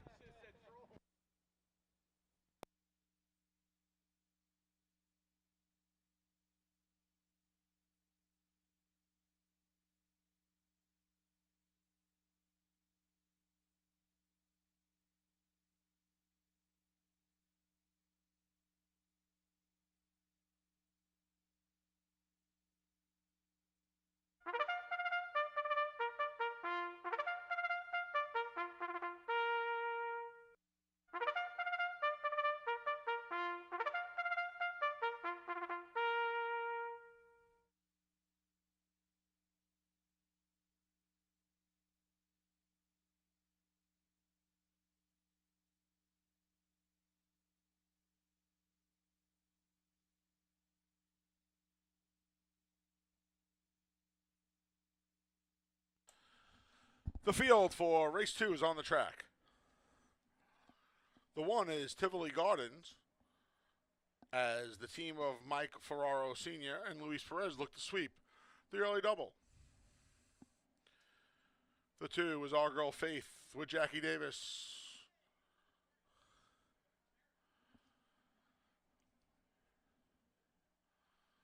The 3 is 40 Smooth with Jose Baez.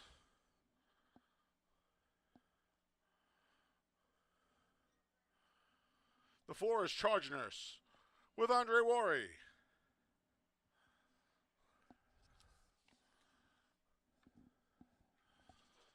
There's the 5, Misty Gale, Stephen Fretz in the saddle. And the 6 is Lindsay with Nazario Alvarado. All right. Marty's Magic stayed perfect at the Lakes with a nice win. Gutsy win over the favorite Skylar Starship in the opener. Got all of 2-1, 690. Max Jingle, that's your best friend at the racetrack. 3 ball for me here. 40 Smooth. 2 sprints to a route. Trainer Dana Saul has only had in the last, we're in October now. We are amazingly in October now. 21 months. She's run just 3 horses with this angle. She's 0 for 3. But this horse takes a little bit of a drop in class as she stretches back out. She's won going long up here in the past, and by a very wide margin in the allowance, in the state bred allowance, won by 5.5 lengths a couple of Novembers ago. It's been a while. That's her last win. She's only raced 6 times since then. But I'll tell you what, she ran into War Tapped, and she ran into No Chalk. No Chalk came out of that August 14th race to win the Arctic Queen. So she got beat 6 1/4 lengths to the Arctic Queen winner, and now she stretches back out to her preferred distance with a couple of sprints under her belt. And I'll tell you what, I know there's other speed in here, but if 40 Smooth wants to lead, 40 Smooth is getting the lead. So I'm hoping Jose Baez just puts her on the front end today. She's a square price at 7-2. I'll try the stretch out the 3. 40 Smooth. The 1 Tivoli Gardens, your favorite, like I said, trainer jockey trying to sweep the early double here. This is another one. She hasn't sprinted in a while. Hasn't routed in a while. Last 4 races off the November layoff sprints. Last time she went 2 turns, she won by open lengths, 8.5 to be exact. She's 3 for 5 with 2/3 at the distance. All of her wins, all of her races have come here at Finger Lakes, so all of those numbers are right here at the Lakes as well.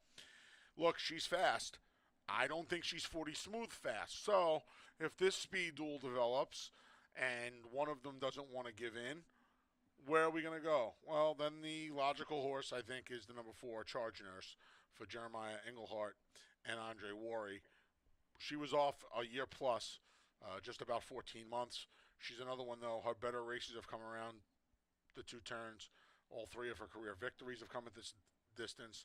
In fact, she's raced 9 times the distance. She's hit the board 7 of them at this distance. So, and she also has she has a couple of wins on a wet track, which could help our cause as well. This was I just went too deep in here. 1s and 3s, Tivoli Gardens, and top pick 40 Smooth. First pick 3 of the day starts here. Best of luck in race 2.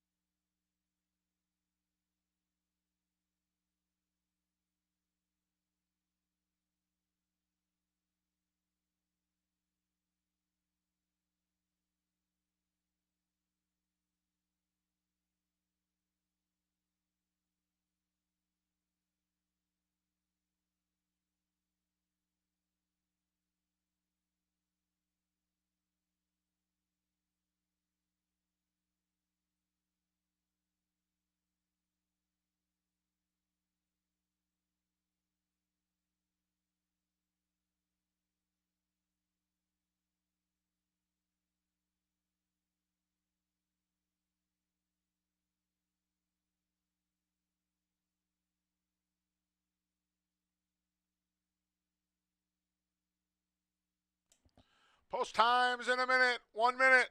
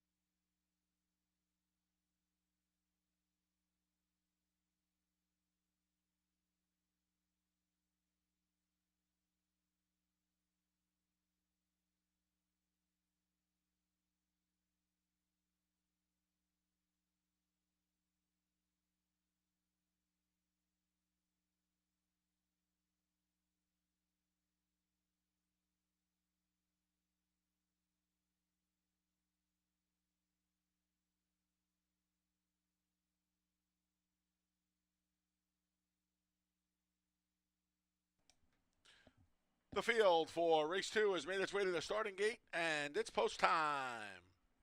Tivoli Gardens goes in without rider Luis Perez.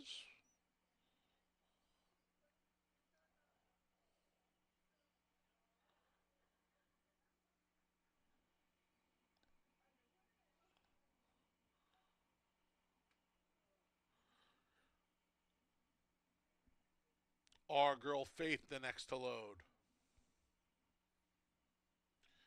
Here's 40 Smooth.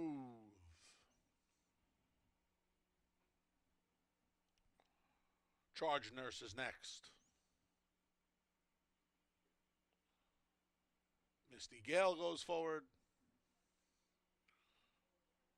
And Lindsay, who's looking for her 5th win of the year here at Finger Lakes, is the last to load.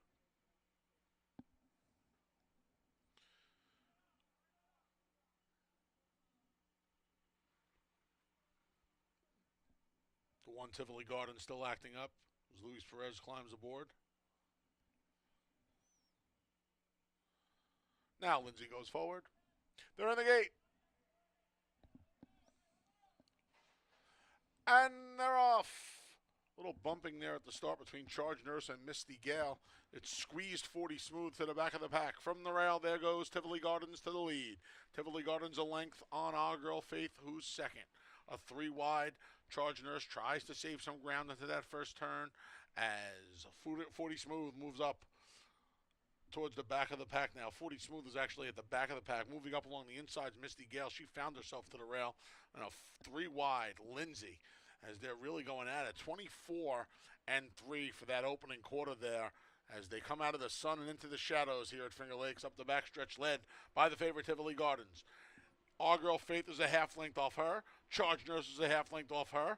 On the far outside, Lindsay's a half length off her. In the meantime, Misty Gale and Stephen Fred have saved all the ground. They just moved up into 4th. It's about 7 more back to 40 Smooth, who was affected by the bumping at the start. They make their way to the far turn through a half in 49 1/5 second. It's still Tivoli Garden. There's plenty of room at the rail for Misty Gale if she wants it. A 3 wide Charge Nurse is under a ride. Between is Our Girl Faith. Then we drop back to Lindsay, and nothing yet from 40 Smooth. They're on the turn, and Tivoli Gardens has put away Our Girl Faith. She's dealing with Charge Nurse to her outside and Misty Gale to the inside. She's squeezing on through 3/4 in 1:14-2. Off the turn into the stretch. Charge Nurse made the lead. A nifty move from Misty Gale. Stephen Fretz shot her through there, and they have a half-length lead. Charge Nurse trying to re-rally after her past the 8th hole, but Misty Gale has a length. Misty Gale. Charge Nurse battles back. Misty Gale past the 16th hole. Charge Nurse again. Misty Gale and Charge Nurse headlong into the final 15 yards. Dead tight. Looked like Charge Nurse may have gotten her chestnut nose on the line over Misty Gale. Photo finish. Final time was 1:46-3.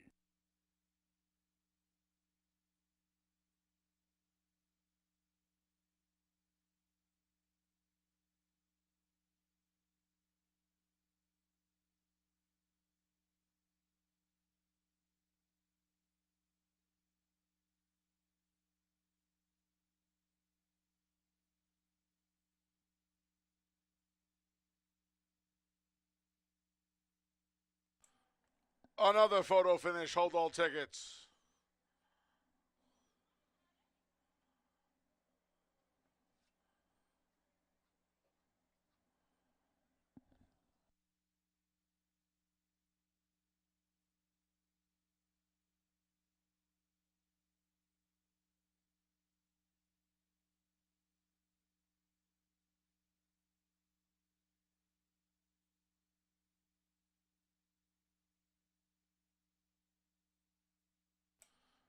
Number 4, Charge Nurse first.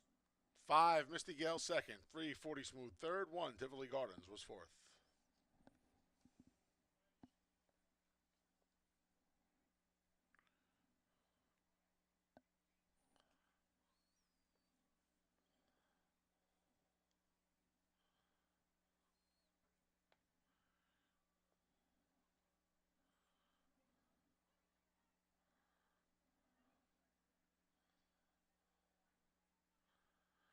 Returning to the winner's circles, the number 4, Charge Nurse. She's a 5-year-old daughter of Alpha out of the Ecton Park mare Clean Jean. A New York bred. Charge Nurse is owned by Neil M. Allred and Dan Langlaise. Trained by Jeremiah Engelhart, winning rider Andre Worry.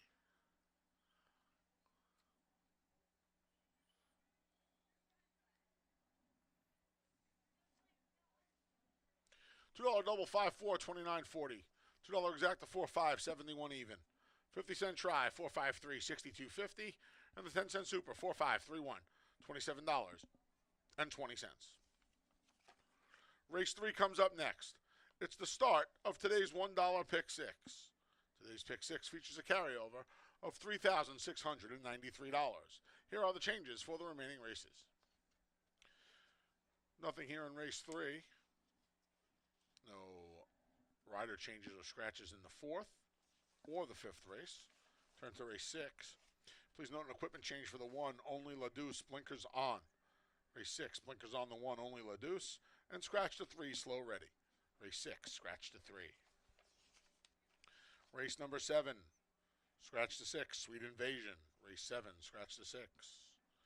Race 8, scratch to 3, Bronx Bomber, and the 8, Bustin Pietri. Race 8, scratch to 3 and 8. And in race number 9, scratch to 1, hardly working. Race 9, scratch to 1. Post time for the 3rd, the start of the $1 pick 6, with the carryover just shy of $3,700.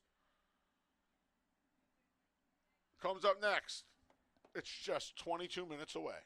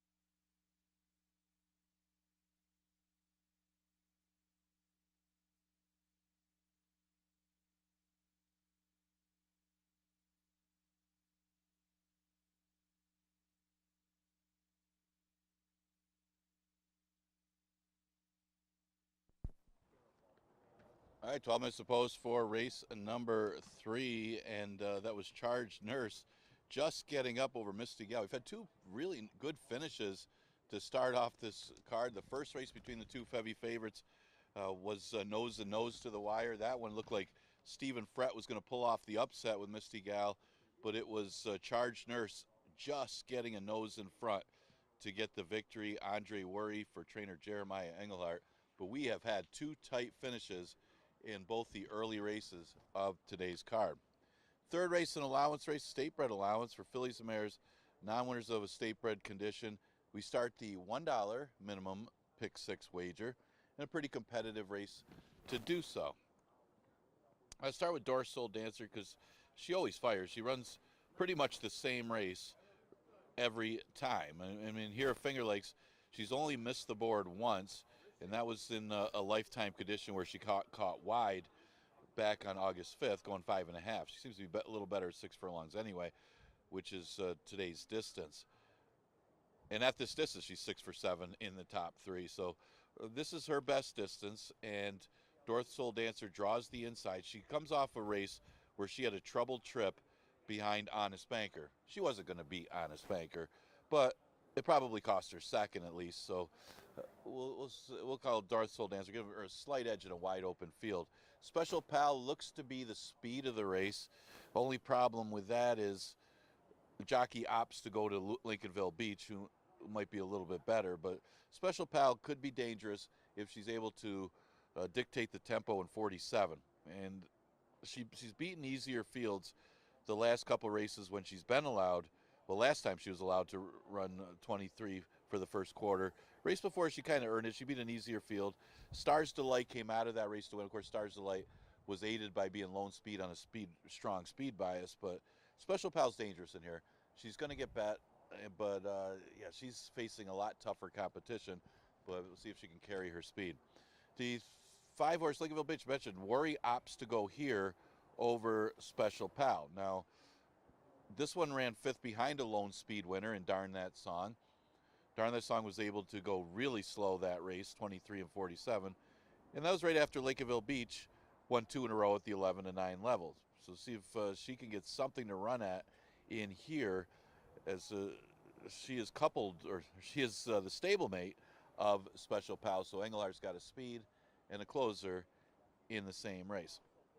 The other one that you might want to consider is the 2, Hypnocurrency, who ran absolutely huge last time off of the claim behind Honest Banker, who is just a much the best winner. Honest Banker would be a heavy favorite against this race. She did finish ahead of Dorsal Dancer, but she also got the better of the trips. But just another one to consider in race number 3 if she can repeat that effort. So pretty competitive affair here, race number 3. Exacta Tri Super Daily Double Pick 3, and the $1 Pick 6 starts with this race.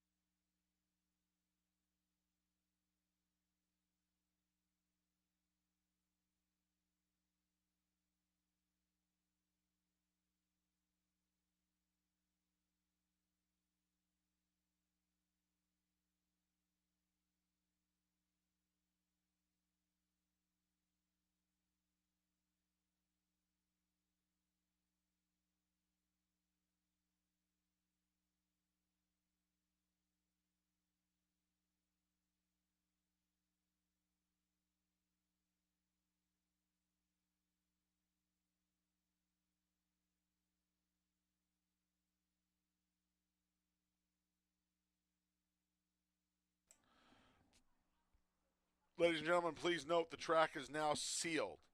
Track is muddy and sealed for race 3.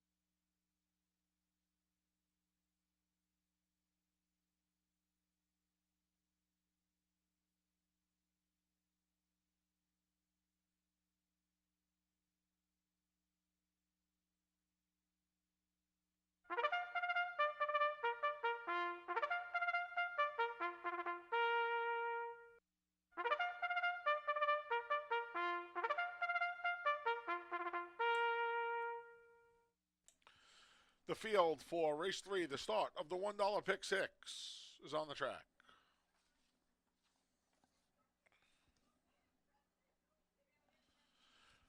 The 1 is Dorth Soul Dancer with Cabercoa.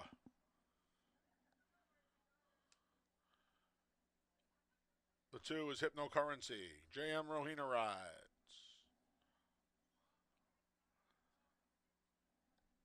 The 3 is Special Pal with Emmanuel De Diego. The 4 is Mrs. Bell. Jackie Davis is aboard. The 5 is Lincolnville Beach with Andre Worry. And the 6 is Love My Candy with Anthony Rodriguez. All right, we don't have a ton of time here. Special Pal, supposed to get to the top and keep going. I know he doesn't have a great record on a wet track, but his best wet track race came right here in July on a muddy sealed track, and he just got beat ahead. She just got beat ahead to Grand Lady Indy. She came back to win the next 2. She won the one before that, so the only blemish is that day, and she got herself involved in a speed duel from the bell. I don't see that happening in here. See if De Diego just puts her right on the front end. She's 2-1. She should be. I think she's loose. She was my single in the defunct pick 4. I would single her if you're playing the pick 6. I like the 3. Special Pal. The 2, Hypnocurrency, was on a 4-race win streak, was claimed off of Chris Englehart.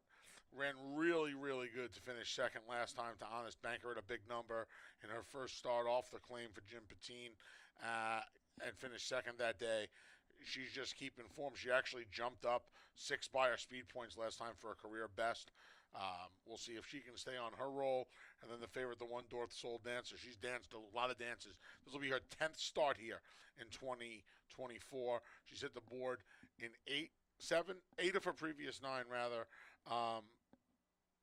And she's finished third twice on wet tracks. 3-2-1 blast off. See if Special Pal can take them flag fall to that's all here in race number 3. The pick 6 starts here. Best of luck if you're playing.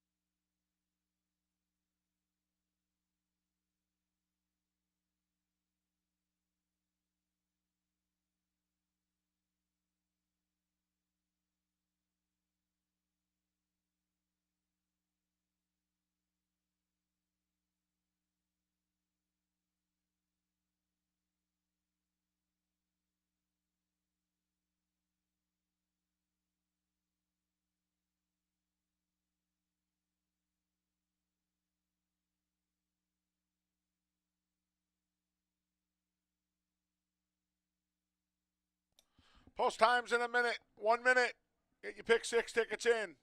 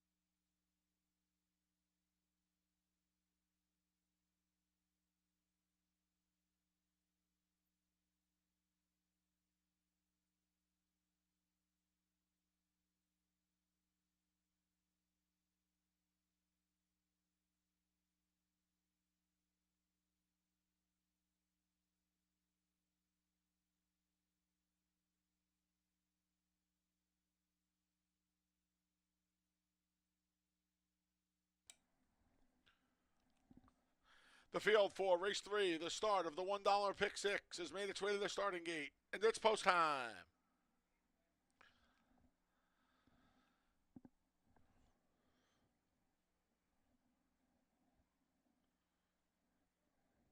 Set to load in for race 3, Dorth Soul Dancer. The first to load, followed by Hypno Currency.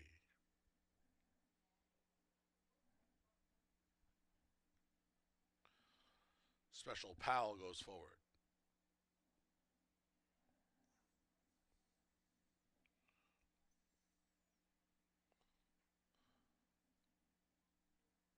Loading out of order is Lincolnville Beach.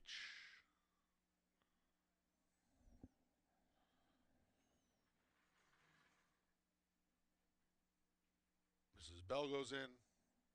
Hold My Candy's the last to load. They're in the gate. And they're off. There goes Special Pal to the lead. Hypno Currency between along the rail. There's Dorth Soul Dancer, and on the outside is Love My Candy.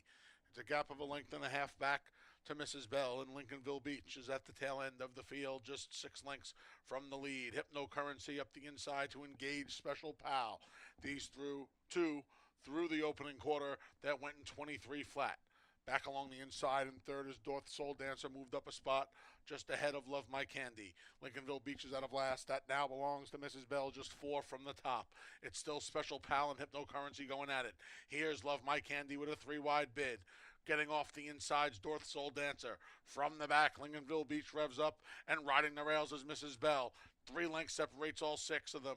46 and 4 off the turn and into the stretch. It's still Special Pal. Special Pal trying to hold off. An oncoming host of pursuers. Love My Candy at the inside, at the outside. Hypno Currency at the rail. Here comes Dorth Soul Dancer with a late rally. And up the inside, Mrs. Bell. Deep stretch. Special Pal trying to hold off Dorth Soul Dancer. Dorth Soul Dancer runs by them all. Then it was Special Pal and Love My Candy. Final time for 3 quarters was 1:12 and 3.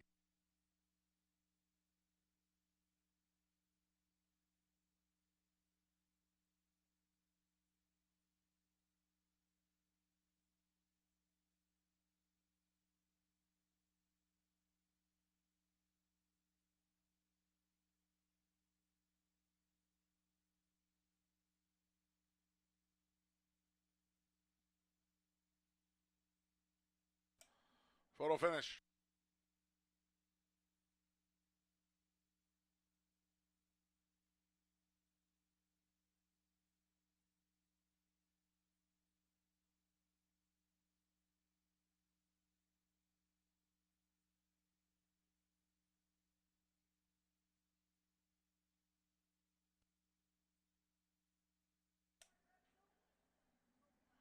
Number 1, Darth Soul Dancer was first. 3, Special Pal second. 6, Love My Candy third. 2, Hypnocurrency finished fourth.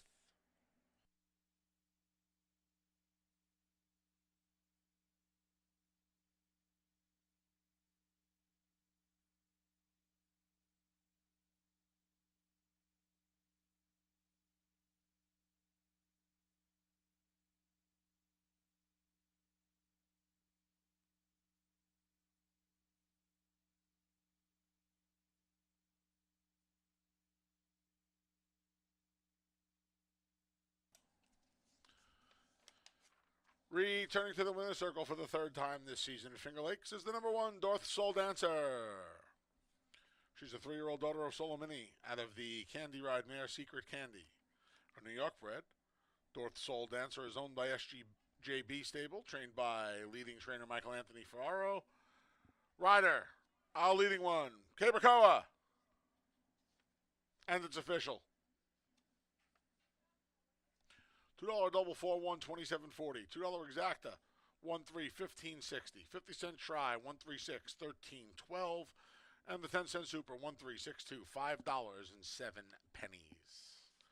Race 4 comes up next. Another pick 3 is offered here in race 4. No scratches or jockey changes. Post time for the 4th is in just over 20 minutes. Folks, make plans to be here in just 2 weeks on Monday, October 21st, for our biggest racing card of the season.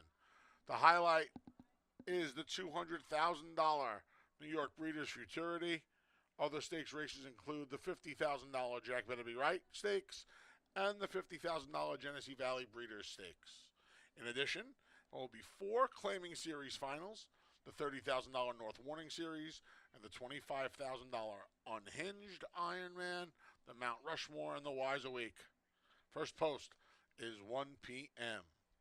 In conjunction with our great racing card, DRF.com will be offering complimentary Finger Lakes programs that day. And last but not least, the Zweigels are back, down at the wire, $2 hot dogs, $1.50 sodas, all afternoon long. Throughout the month of October, we'll be racing Mondays and Tuesdays at 1 p.m. First post on Wednesdays is 1:15. Racing continues through Thanksgiving Eve, Wednesday, November 27th. That's Monday, October 21st. We're just 2 weeks away. 3 stakes, the 4 claiming series finals, and $2 hot dogs, all right here at Finger Lakes Gaming and Racetrack.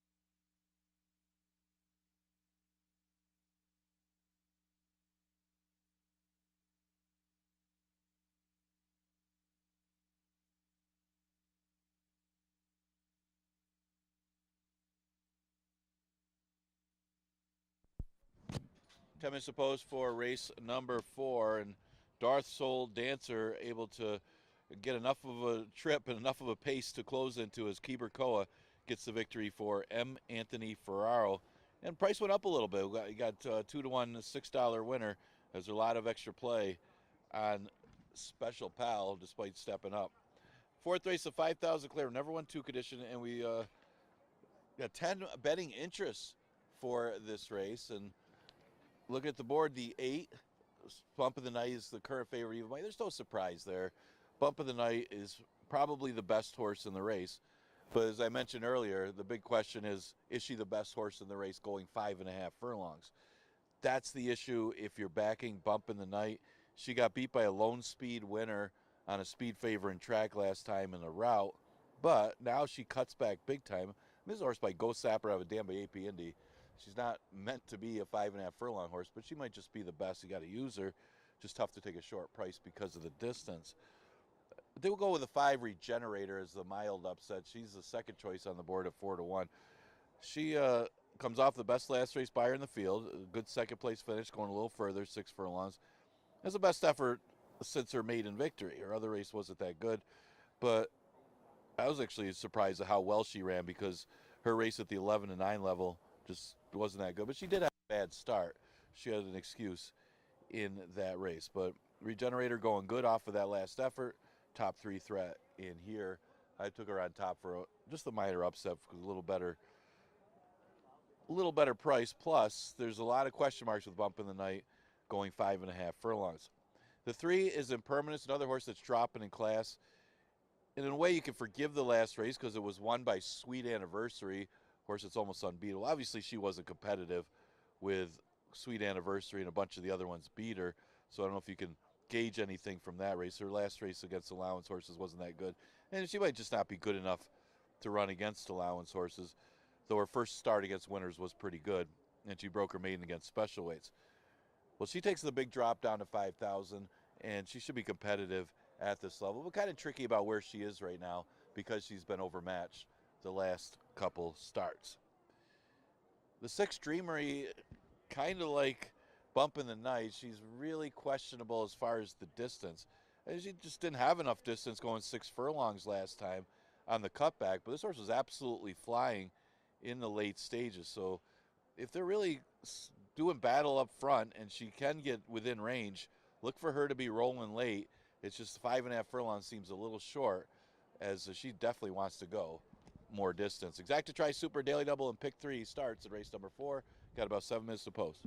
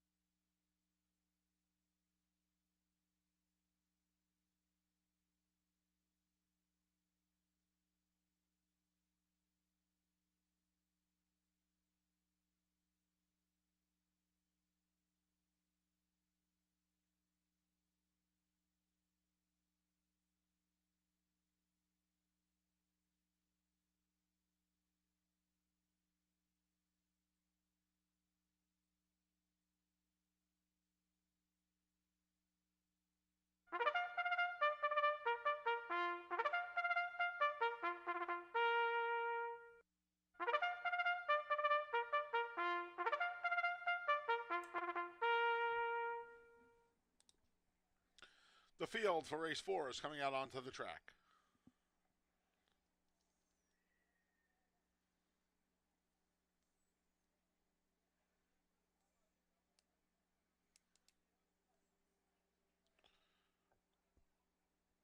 The 1 is Journey of 5 with Jackie Davis.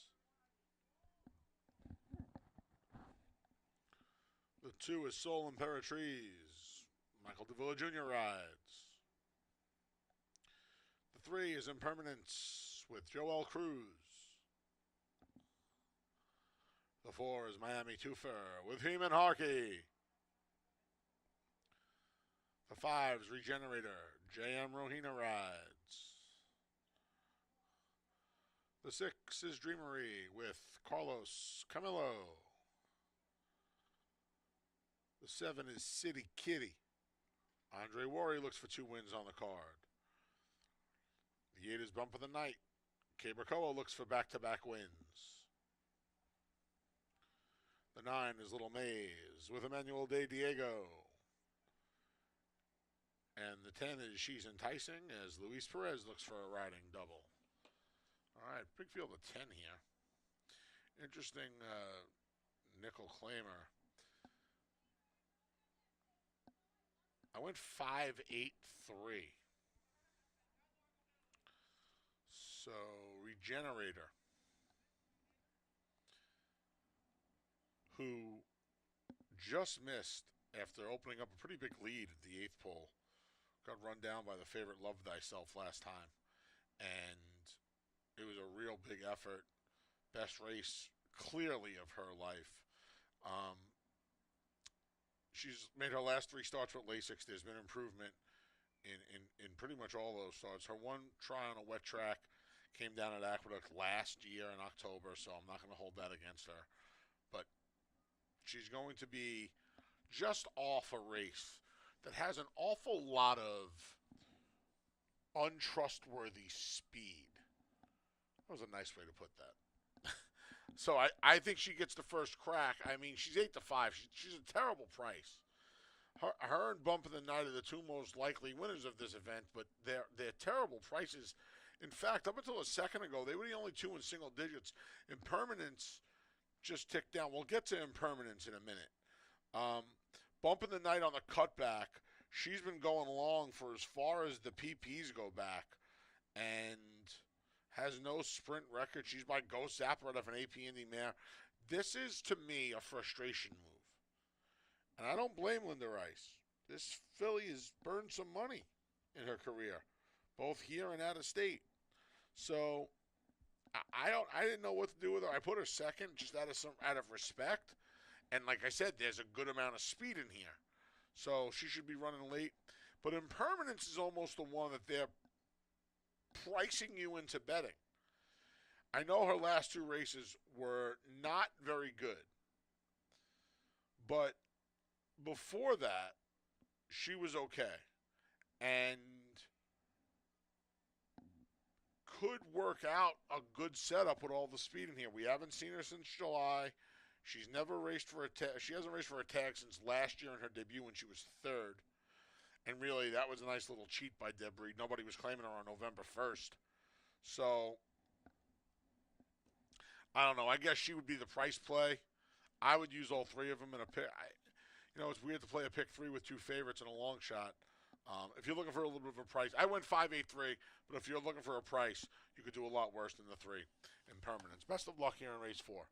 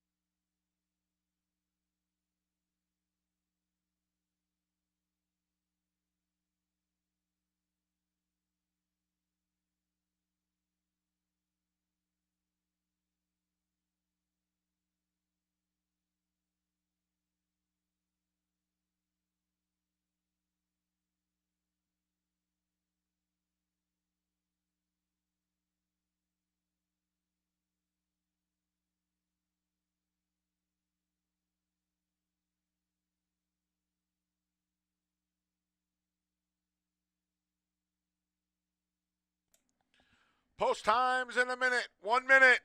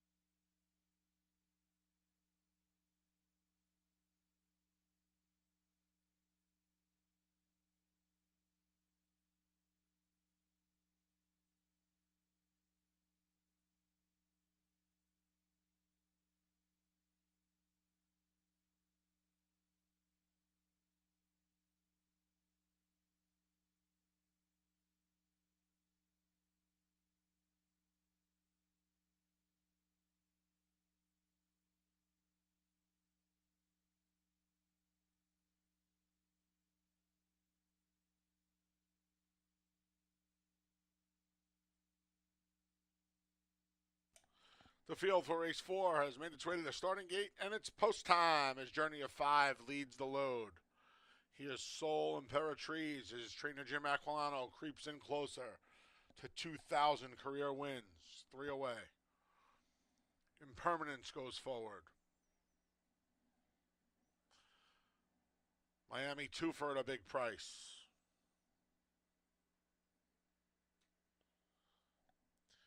Here's Regenerator.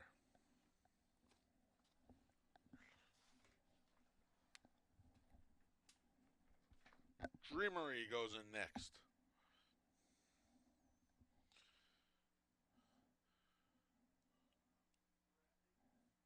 City Kitty goes in.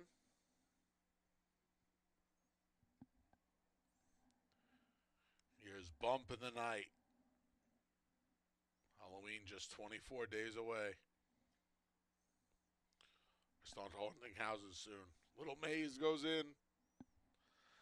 The last to load as she's enticing.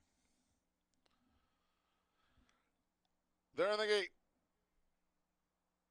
And they're off. Off a beat slow there was Journey of 5, and steady at the start was Impermanence. Outside there's Little Maze. Between fillies and mares is Regenerator. At the rails, Soul Imperatrice. Miami Twofer's there. City Kitty, Andre Rory took a good hold of her. On the outside, Bump in the Night moves forward. There she's enticing. At the rails, Journey of 5, 7 from the front. Impermanence is out of last. And at the back, it's Dreamery, Soul Imperatrice. There was room at the rail, 22 and 4. They blistered that opening quarter here in the mud, and Soul Imperatrice just put a length and a half. Now 2 on Regenerator. The favorite tries to battle back. Miami Twofer's at the rail from the back. She's enticing with a 5-wide rally. Between rivals is Little Maze. From the inside comes Journey of 5. Off the turn and into the stretch. Soul Imperatrice is 26 to 1 and has a length lead. Regenerator bears down through a half in 46 and 4. Outside, she's enticing. Journey of 5's weaved her way through traffic. They're coming to the 16th pole. Soul Imperatrice trying to hold off Regenerator. Regenerator made the lead. Out of the clouds comes Bump in the Night. Regenerator, Bump in the Night. Regenerator, yes. Regenerator held off Bump in the Night, who just missed Soul Imperatrice, maybe for the show though, in 107 and 1.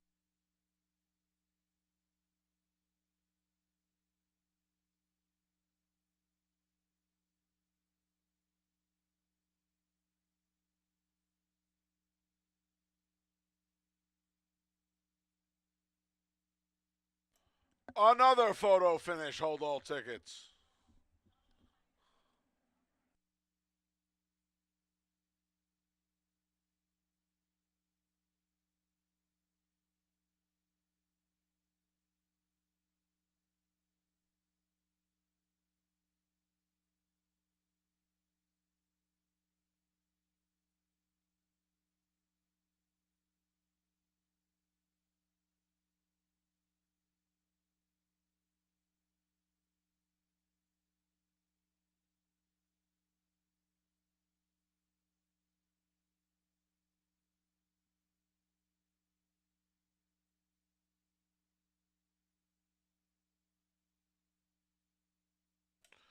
Number 5. Regenerator was first.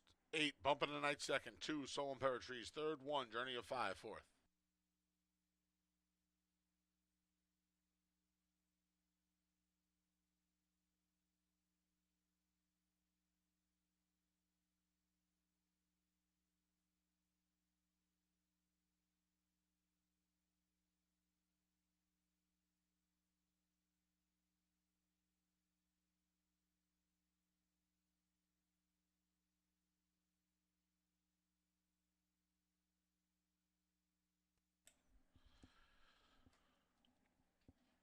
Returning to the winner's circles, the number 5, Regenerator. She is a 3-year-old daughter of Al Khali, out of the husband there, Miss Splash. A New York bred.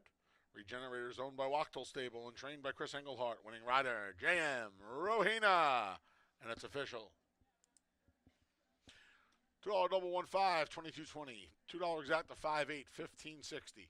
50-cent try, 582, 39.50. 10-cent super, 5821, $52 and a dime. 50-cent pick 3, 415, 23.37. And the 50-cent pick 4, 5415, $64.37. Race 5 comes up next. It starts today's 50-cent pick 5. No rider changes or scratches in race 5. Post time for the 5th is in just over 22 minutes. Folks, come join us for the Breeders' Cup. It's just 25 days away. Friday, November 1st, Future Stars Friday, and Championship Saturday, November 2nd. Wager $10 on any Breeders' Cup race on the 1st or 2nd and receive $10 back in gaming free. It's that simple. You get one redemption allowed per day. The wager must be $10 to win, place, or show. In addition, $2 hot dogs on Saturday, as well as $4.25 domestic draft beer. That's the Breeders' Cup special, Friday and Saturday. November 1st and 2nd, bet $10 on any Breeders' Cup race each day and receive $10 back in gaming for free. Win, place, or show wagers. And on Saturday, $2 Wagels and $4.25 domestic draft beer. Spend the Breeders' Cup with us right here at Finger Lakes Gaming and Racetrack.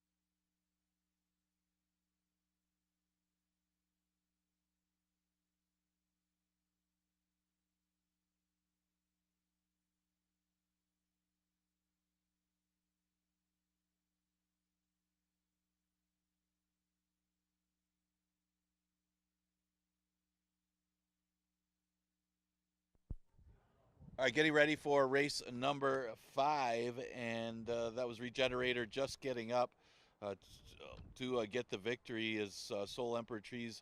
There was a speed in the race. There wasn't a lot in there, and Bump in the Night came flying late, but it was Regenerator able to hold on and get the victory for Chris Engelhart and Jose Rohina.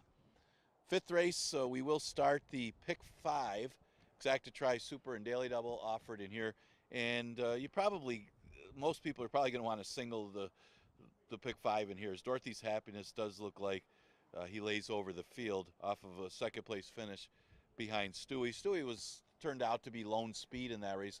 Opened up a big lead when this horse got off very slowly and had to make up that ground. Actually ran very well considering the break that he had. And then Stewie, just the other day, ran second at Belmont in a tough group. So Dorothy's Happiness right now at odds of 1 to 9. Just look it up at even money. Say, how's this horse even money? Yeah, he's going to be a heavy favorite in here. And really, it looks like a free square if you're playing Pick 6s and Pick 5s. The one horse is probably the one chance to beat him, as he is the inside speed of the race. But he didn't beat much in his last start in that 2 Lifetime. And he does have some other speed with Courageous Ola in the race.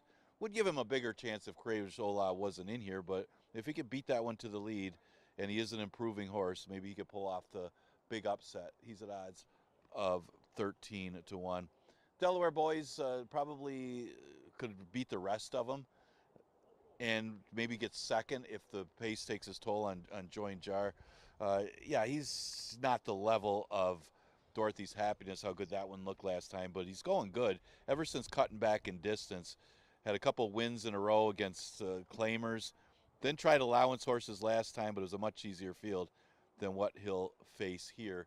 But he's a threat to make it into the Tri or Super just with the late kick. He'll pass some of the tiring horses that after Coin Jar and Courageous Ola do battle, and then Dorothy's Happiness pulls away. He'll probably pass the rest of them to get in the money.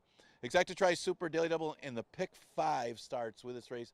Could have a short price winner, the 2, Dorothy's Happiness.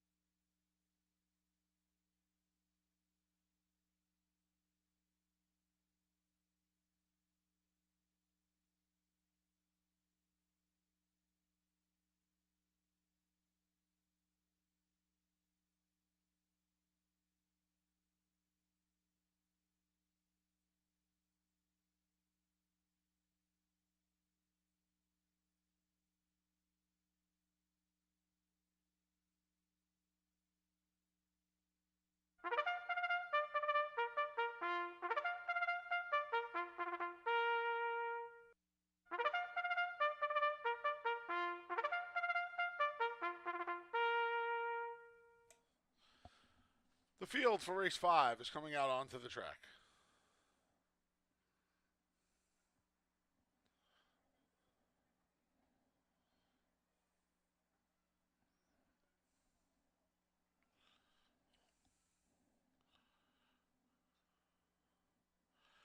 The 2 is Dorothy's Happiness with Luis Perez. The 3 is Believe in Josh with Rafael Rohina Jr. The 4 is Smile Takes Charge with Emmanuel De Diego. The 6 is Courageous Ula with Nazario Alvarado. 7 is the Delaware Boys with Andre Worry. And out on the clubhouse turn is the number 1 Coin Jar with Anthony Rodriguez.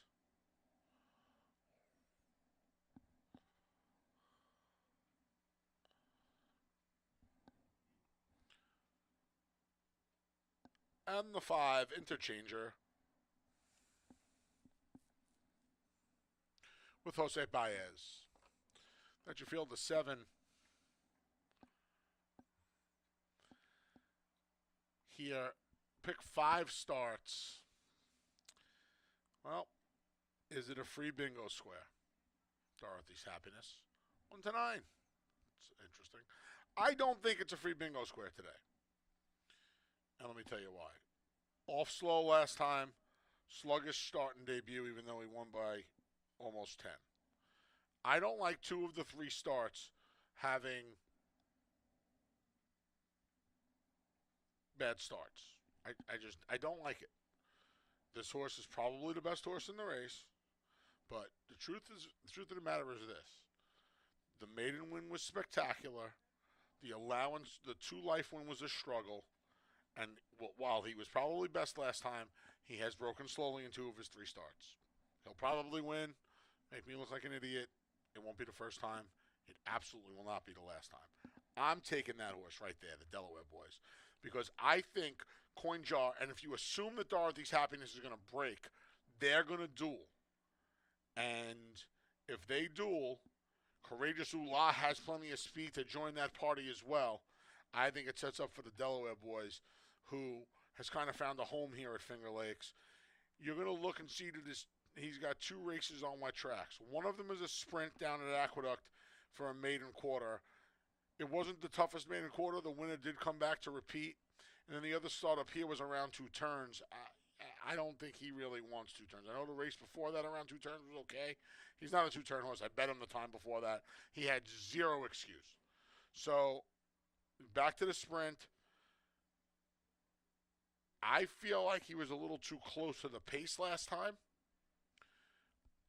because they went pretty quick early. I think Andre Worry is going to be able to get him to settle and make 1 run. He's a giant price at 9 to 1. And then finally I rounded out with Coin Jar with the other speed, because I don't have a lot of faith that the rest of these horses want to pick horses up at this level anyway. 7-2-1 for me. Let's see if we can get the Delaware Boys home at a price. Best of luck here in race number 5.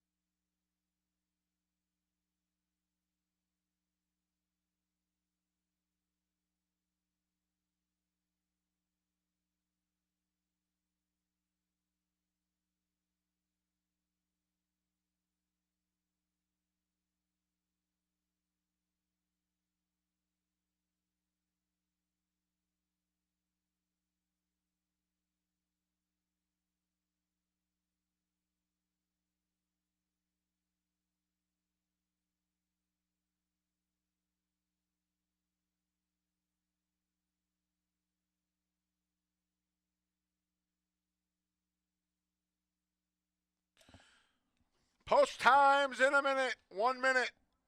Get your pick 5 tickets in.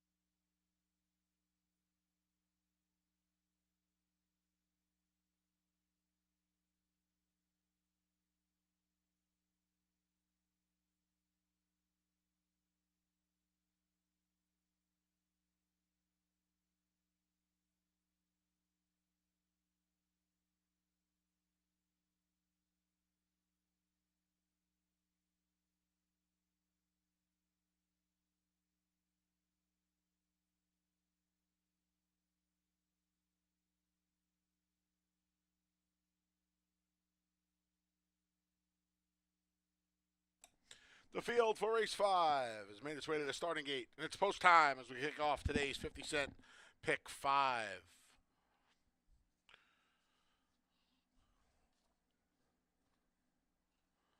The speedy coin jar is the first to load.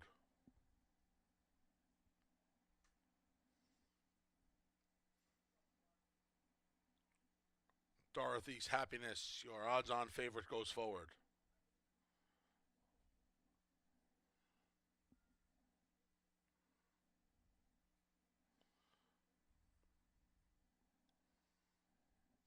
Here's Believe in Josh.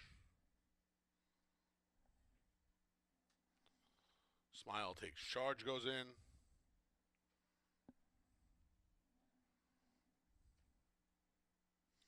Ryder's off the number 1 coin jar. He's acting up in the gate.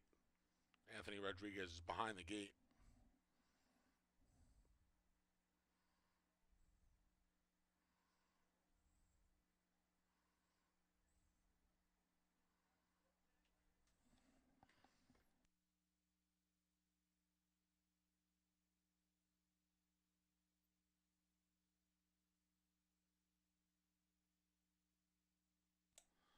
Coin jar's been backed out of the starting gate.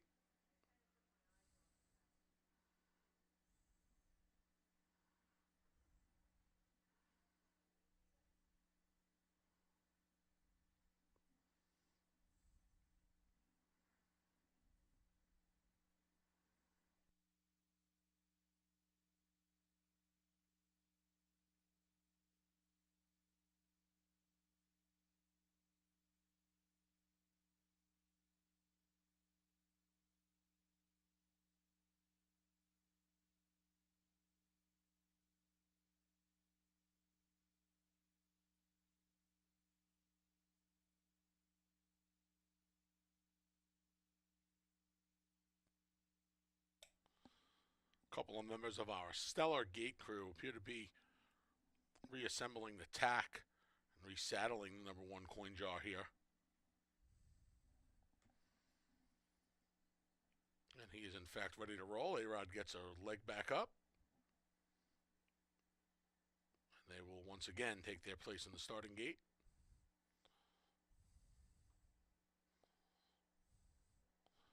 Now Anthony Rodriguez is off once again.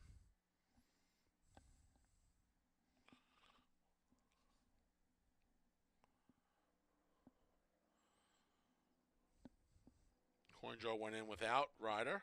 Now A-Rod climbs aboard as Interchanger goes forward. The last two are Courageous Oola and the Delaware Boys.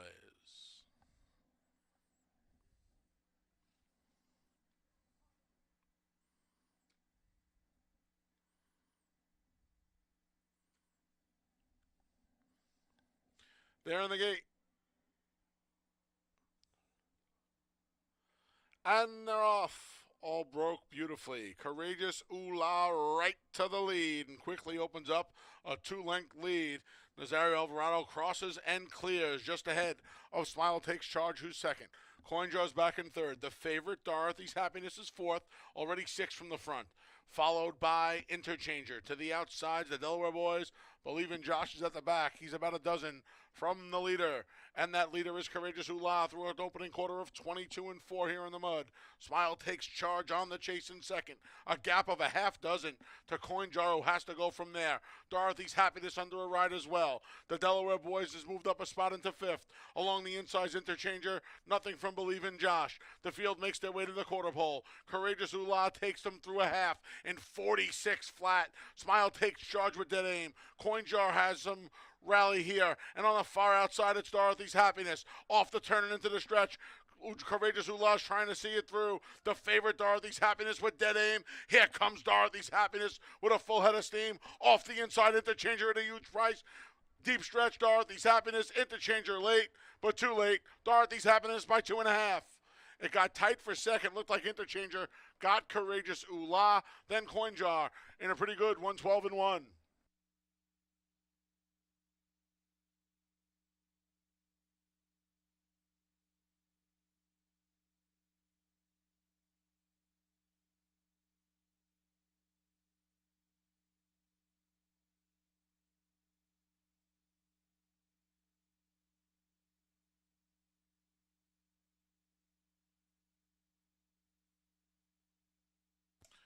Number 2, Dorothy's Happiness was first. It's a photo for second.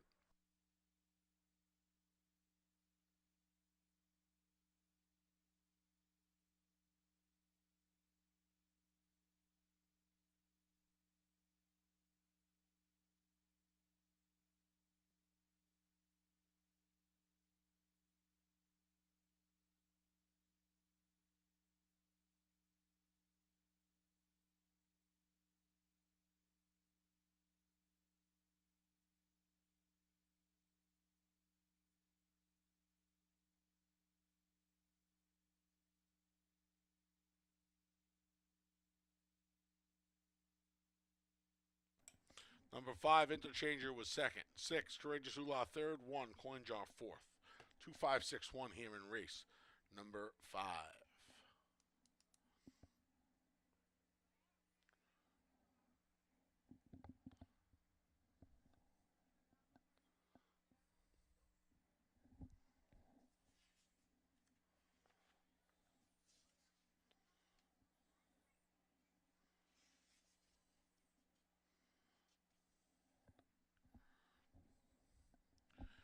Returning to the winner's circle for the third time in 4 career starts is the number 2, Dorothy's Happiness.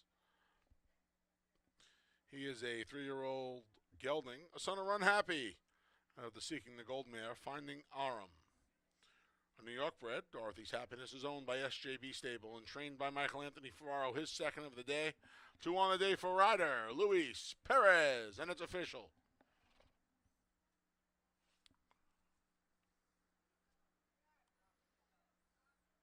$2 double 5-2, $8.50. $2 exact to 2.5. 69 even. 50-cent try, 2.56. $92.37. 10-cent super, 2.561. 20 cents shy of $50. And a 50-cent pick 3, 152, $7.60. Race 6 comes up next. It kicks off today's late pick 4. Here in the 6th, equipment change for the 1, only La Deuce to blinkers on. Blinkers on the 1. Scratch to 3, slow ready. Race 6, scratch to 3. Race number 7, scratch the 6, Sweet Invasion. Race 7, scratch the 6. And race 8, scratch to 3, Bronx Bomber. And the 8, Bustin' Pietri. Race 8, scratch to 3 and 8. And in race number 9, scratch to 1, hardly working. Race 9, scratch to 1. Post time for race 6, the start of the late pick 4, is in just over 19 minutes.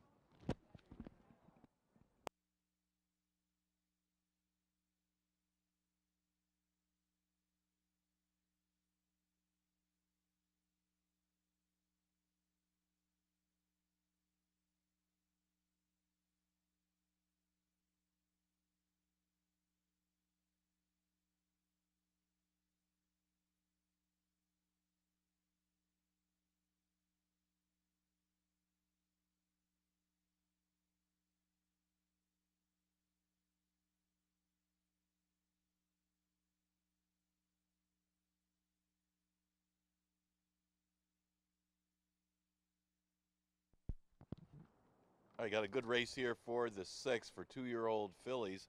But looking back at the 5th, Dorothy's Happiness, as the big favorite, was able to, it wasn't the best start, but at least a better start today, and that was all he needed to get the victory. Louis Perez for M. Anthony Ferraro to start off the pick 5.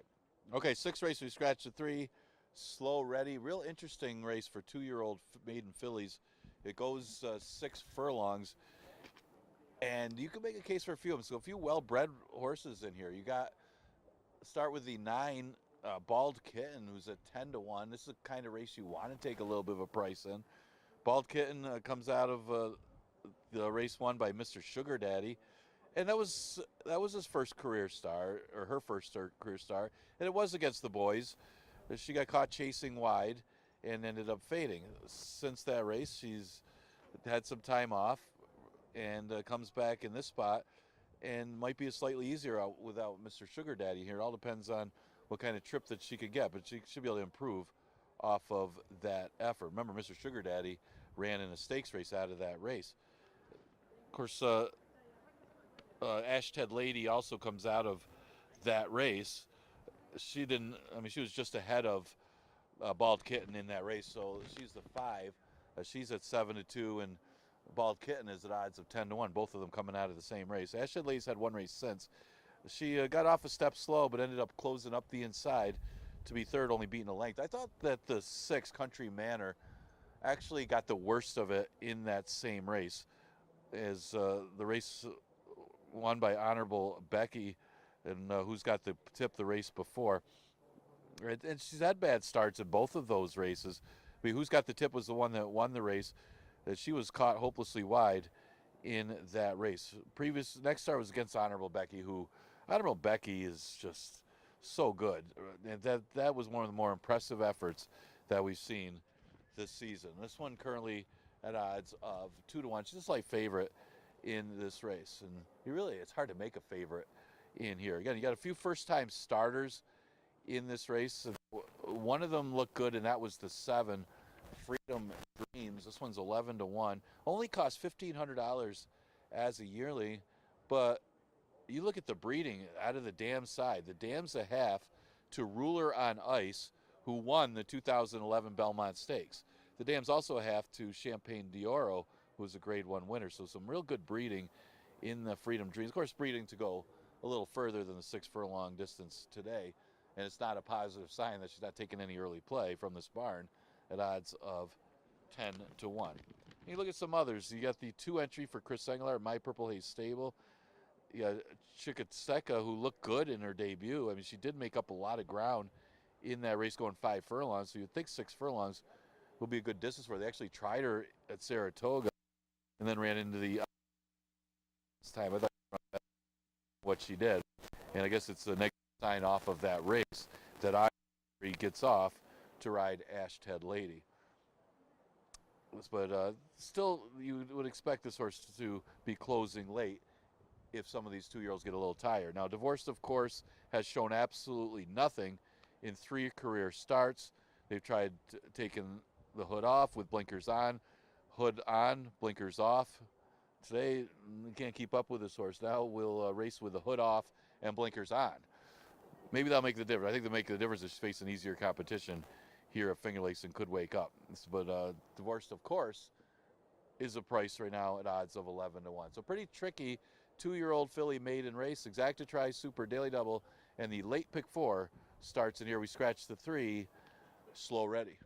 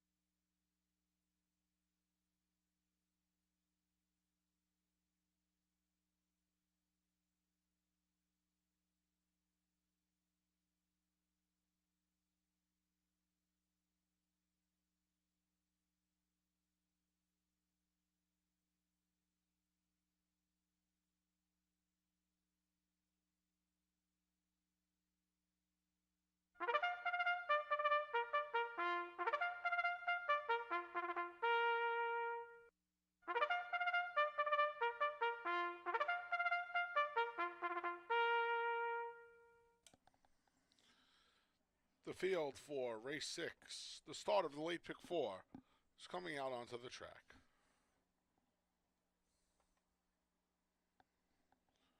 The 1 is Only La Deuce with Emmanuel de Diego. Entry mate 1A, Stage Conflict, has Nazario Alvarado.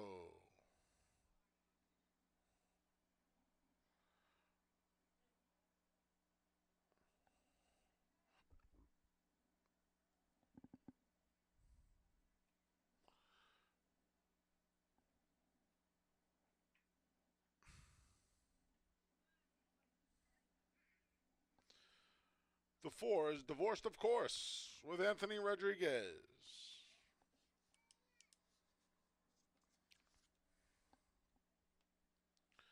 The 5 is Ashted Lady with Andre Worry.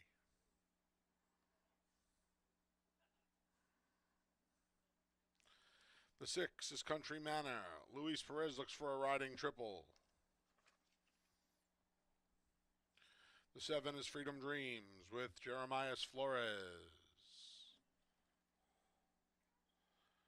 The 8's Banker Murray with Jackie Davis.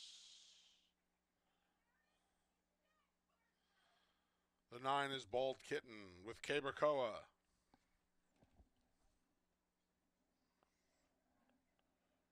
The 10 is Lilith's Moon with Stephen Frett. The 2 is Quartnecht with J.M. Rohina.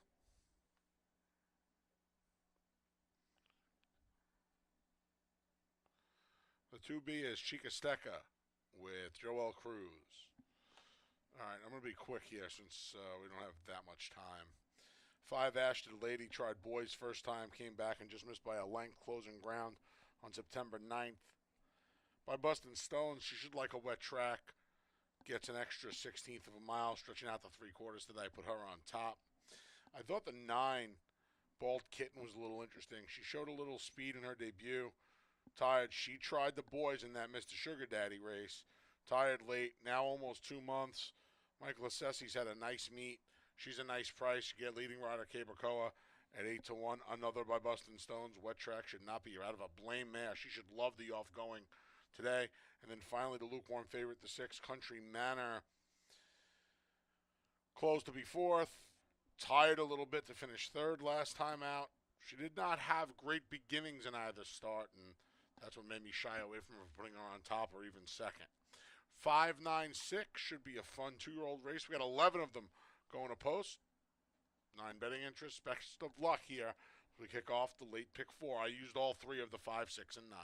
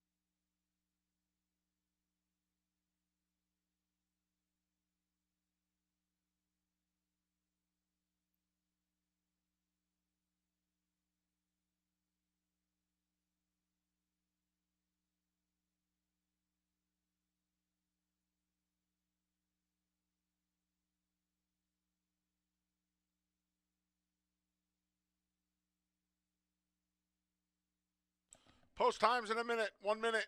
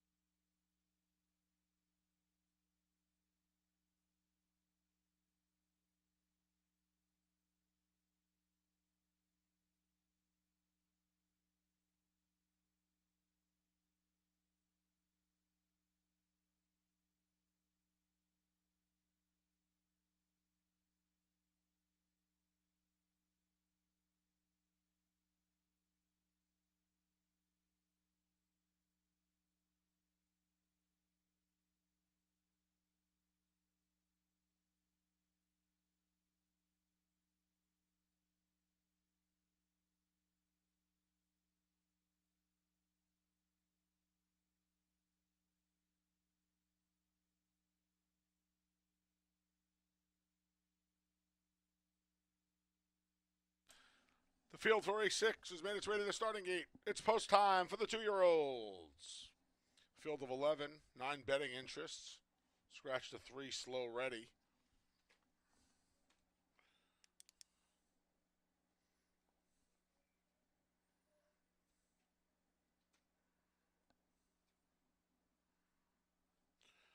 The newly blinkered Only Ladouce goes forward. Divorced, of course, goes in.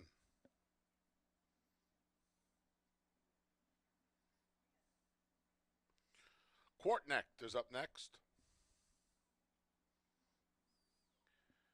Here's Staged Conflict.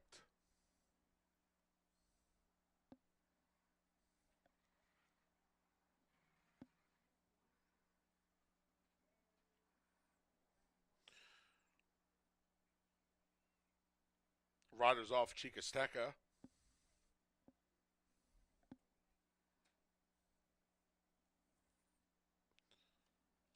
She'll load without. Joel Cruz will climb aboard now.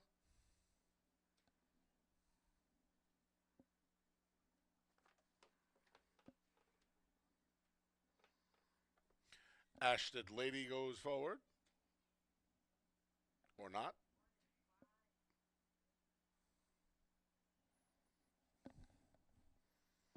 There she goes.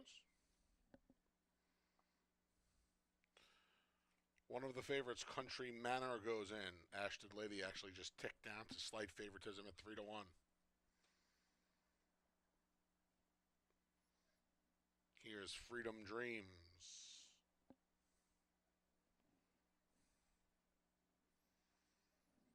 Banker Murray goes in.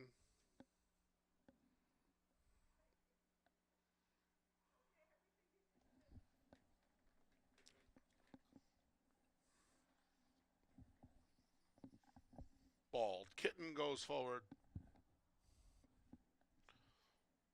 The last to load is long shot Lilith's Moon.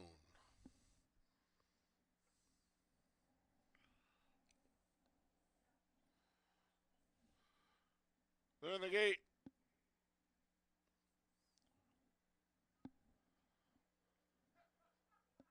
And they're off. Off a bit slowly there was the 1A Staged Conflict. From the outside draw, Bald Kitten right to the lead. Kabakoa crosses and clears his 10 rivals and still has a length and a half, now 2-length lead.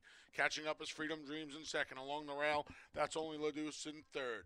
The duo, an entry of Quartnecht and Chicasteca, a fourth and fifth, followed by Divorced, of course, who moves up.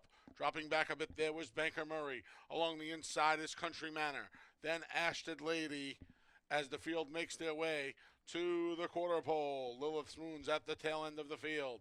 Freedom Dreams comes a calling on Bald Kitten. These two through a 23-second opening quarter. From the back, Quartnecht trying to make up some ground, and Only Ladouce is there as well. They're about 6 or 7 ahead of the rest as the field comes off the turn and into the stretch through a half and 46 and 4. It's still Bald Kitten. Freedom Dreams has hounded her for 3/8 of a mile. Only Ladouce rallies down the center, as well as Chicasteca's entry mate Quartnecht. Deep stretch. Bald Kitten battles back. Freedom Dreams. Bald Kitten scratches her way back to the lead. And Freedom Dreams and Only Ladouce. Bald Kitten would not be denied. Bald Kitten ahead. Then Freedom Dreams and Only Ladouce. Final time was 1:14 and 4.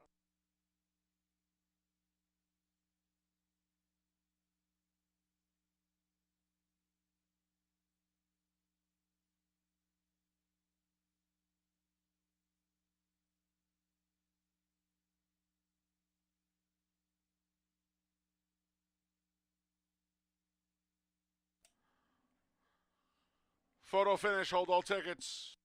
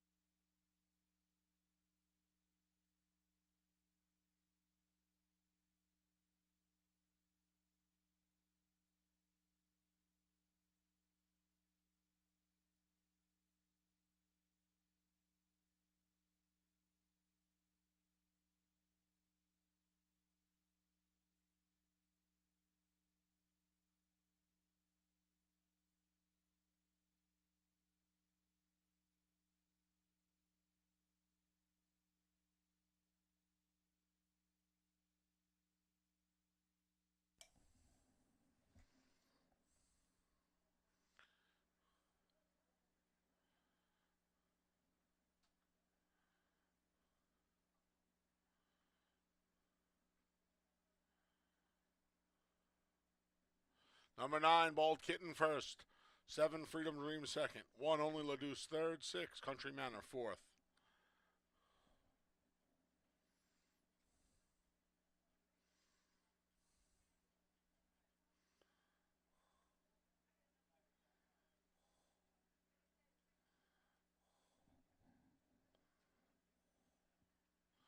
Turning to the winner's circle, making her way to the winner's circle for the first time, Chris, is the 9, Bald Kitten. She's a 2-year-old daughter of Bustin' Stones, out of the blame there, Twice for Honey. A New York bred, Bald Kitten's owned and trained by Michael Lassesi. Winning rider, that's 2 on the day for our leading one, Cabracoa.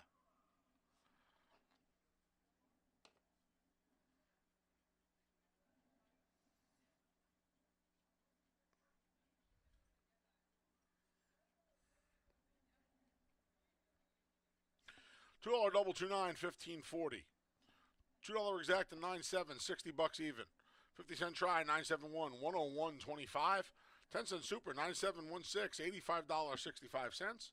And the 50-cent pick 3, 529, $12.87. Race 7 comes up next. Kicks off our final pick 3 of the day. Scratch to 6, Sweet Invasion. Race 7, scratch to 6. Post time for race 7 is in just over 20 minutes. Folks, don't forget, our biggest day of racing is coming up in just 2 weeks. Make plans to be here on Monday, October 21st. The highlight of the day is the $200,000 New York Breeders' Futurity.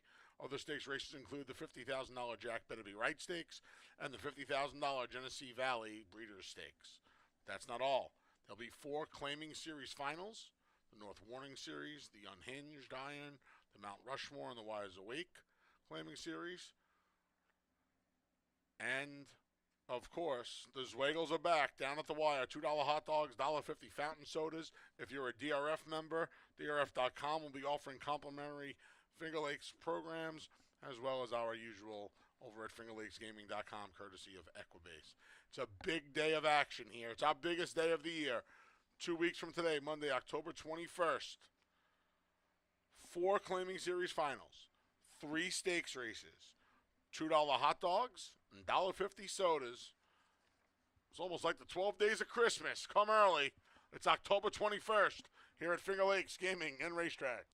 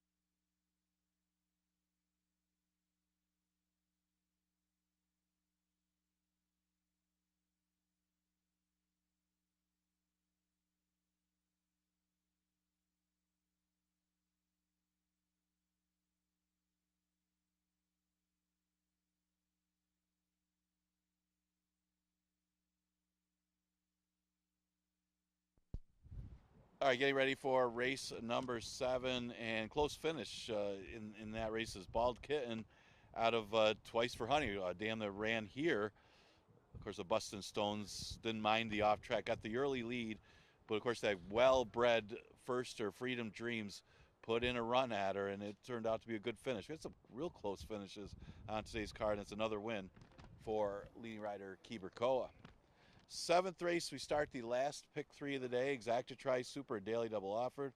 It's a 5,000 claimer for fillies and mares, going 6 furlongs.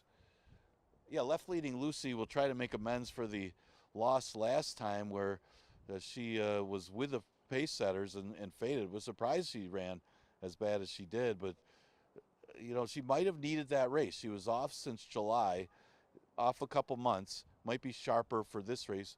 Sabrine did get a trip up the inside, but of course Sabrine is normally a top 2 or 3 horse, not really winning a lot of races, but see if left leading Lucy can run a better race this time, needing that race off a little bit of a layoff. She's faced so much tougher in the past. She's at odds of 9-5. Dosage of Mimosas shouldn't mind the sealed off track. She's had a few wins on sealed off tracks in the past, even at the older ages that this horse is running. She's now at age 11, getting closer. She's run well the last couple starts.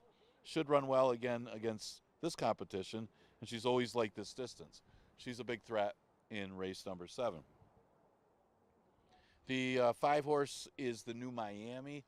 This one's a price in here. Odds of 20-1, and her last race was really good on an off track. Laughter, who's in this race, beat her, but there wasn't much pace. Laughter was part of that pace.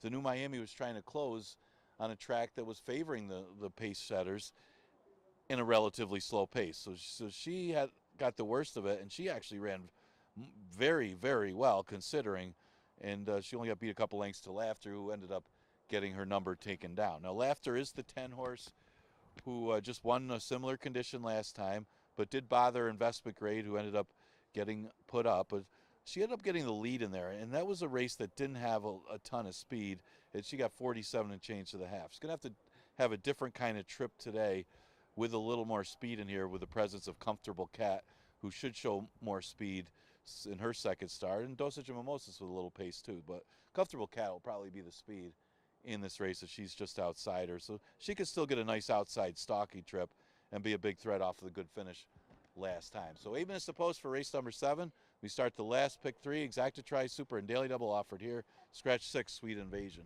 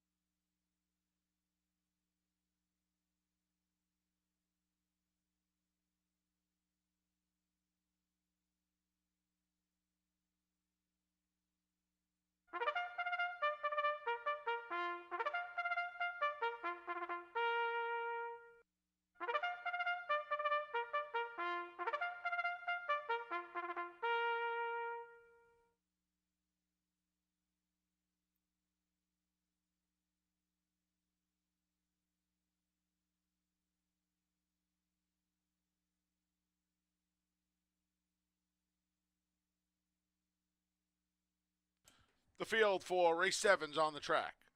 The 1 is Girl of Toscanova with Andre Worry.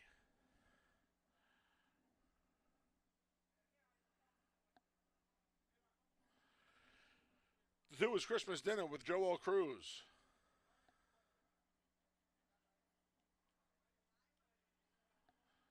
The 3 is Left Leaning Lucy with Jeremiah Flores.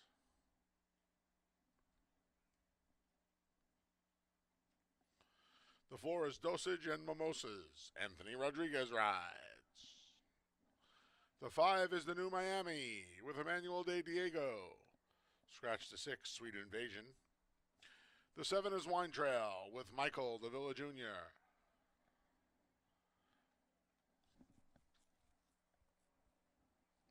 The 8 is Coffee Futures with Nazario Alvarado. The 9 is Comfortable Cat with Heeman Harkey.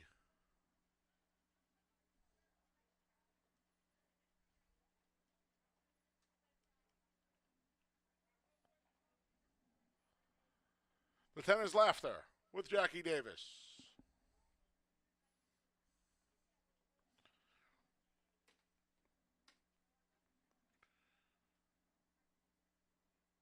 Let's take a look here at the 3, 8 to 5 on Left Leaning Lucy, who dropped to this level for the first time. Showed speed. She not only showed speed, she got herself involved in a pretty wicked duel on the front end. Tired and got picked up late by Sabrine. You would hope second time at the level. She gets a little moisture in the ground. Now, I'm not saying she's better in the wet track, but I think she might be better than these on a wet track, if that makes any sense. I don't love the price, but I think her speed is going to help her in here. Kind of see the track. I know they were 2-year-olds in the last race, but that last race was kind of a nobody moves, nobody gets hurt. They ran 9.71 around the racetrack, and that's how they hit the wire. They just got closer together at the end. So I think speed now, maybe a little bit. And, you know, it's not like it's been bad. It's just I think as the day has wore on, and as the sun is and the wind have gotten some moisture out of this track, I think as it dries out, it's been a little better for the inside and for some front-running types. So we'll see if left-leaning Lucy and Jeremiah Flores can get to the top and clear. Dosage and Mimosas, boy, she always seems to try hard. In her last 3 starts especially, she's just kind of rounded herself into a nice little form run here. And, you know, she always, her last 3 starts, she's been right there. A couple of starts back, I thought she had a little bad racing luck. But she's hickory, and, you know, she keeps coming. She's making her 86th start today. Love the old-time hard-knocking mares like her. She's a square price at 3 to 1. She'll probably get a good piece of this, as she usually does. And then finally the 10, Laughter. She was probably best last time, and unfortunately got taken down. She should have came down. She was getting into investment grade pretty good last time.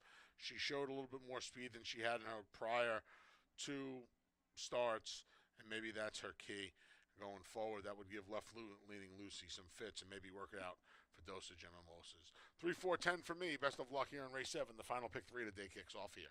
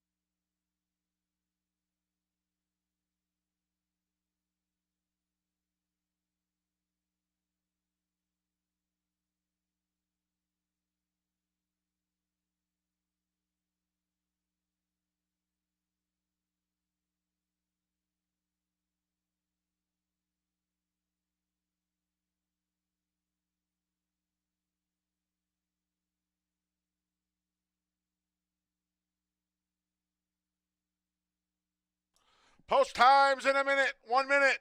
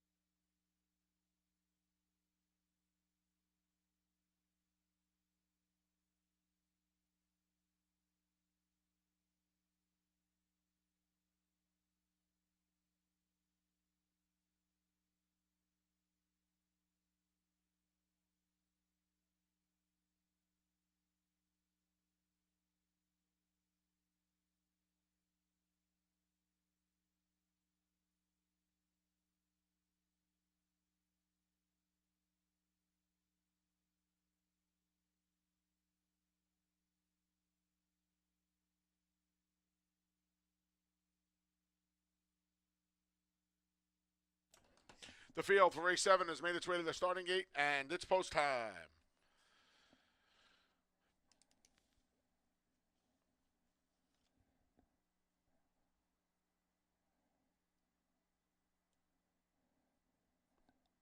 Girl of Toscanova goes in first at a big price, followed by another long shot, Christmas Dinner.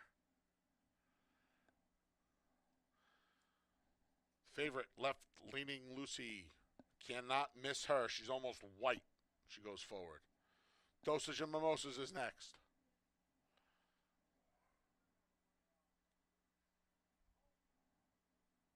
Here's the new Miami.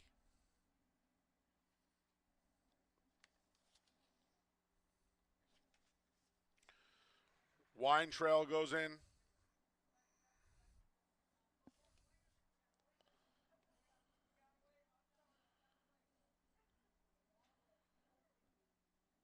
Coffee Futures goes forward.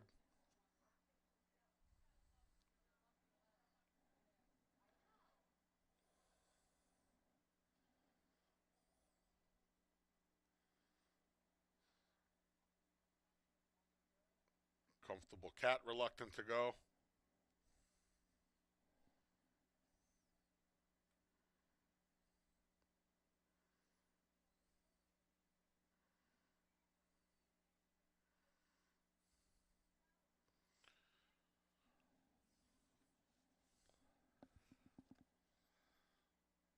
More help coming.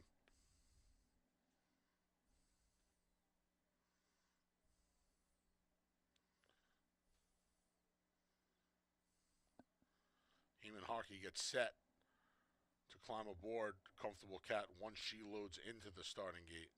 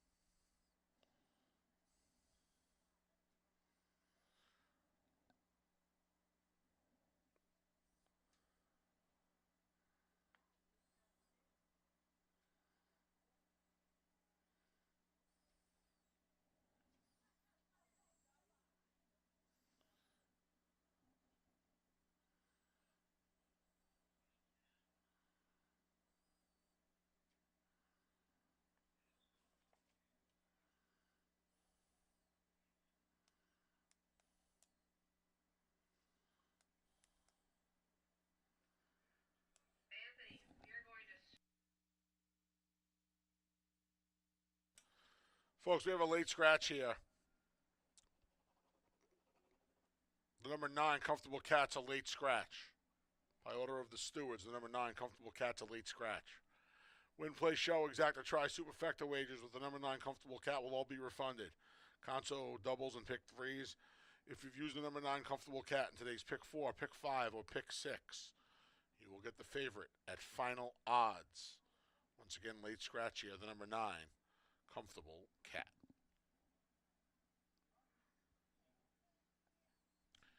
The field is being backed out of the gate.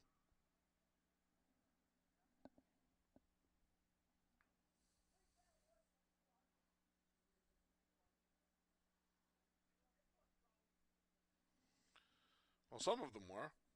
The new Miami's going to go back in.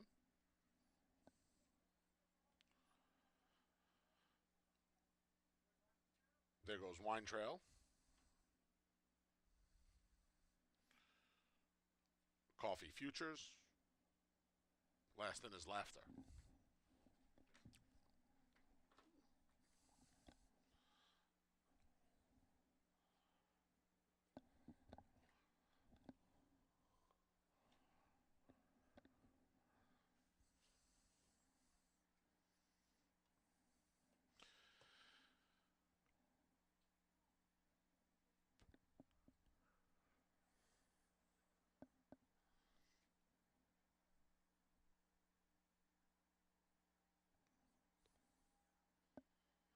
Laughter's in.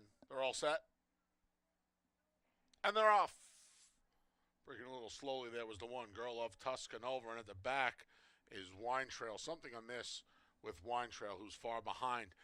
Laughter and Left-Leaning Lucy go at it. Between them is Dosage and Mimosas. At the rail is Christmas Dinner, who's under a snug hole from Joel Cruz. There's the new Miami, 5 lengths from the lead. Rushing up is Coffee Futures. About 4.5, 5 lengths behind them is Girl of Tuscanova. And way, way back is Wine Trail. Opening quarter went in 23-1.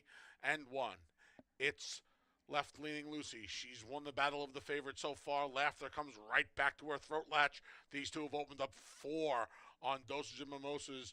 A-Rod trying to motivate her from that spot. Nobody really moving from the back. Christmas Dinner's been riding the rails through a 47-second half. Off the turn, into the stretch. Laughter put her head in front of Left-Leaning Lucy, who tries to battle back. Laughter outside, Left-Leaning Lucy inside. These two headstrong to the final furlong. It's Laughter and Left-Leaning Lucy. Laughter now starts to draw away from Left-Leaning Lucy. Dosage and Mimosas and Christmas Dinner coming down to the line. Laughter reports home a length winner. Then it was Left-Leaning Lucy, Dosage and Mimosas, and Christmas Dinner, and 114-1.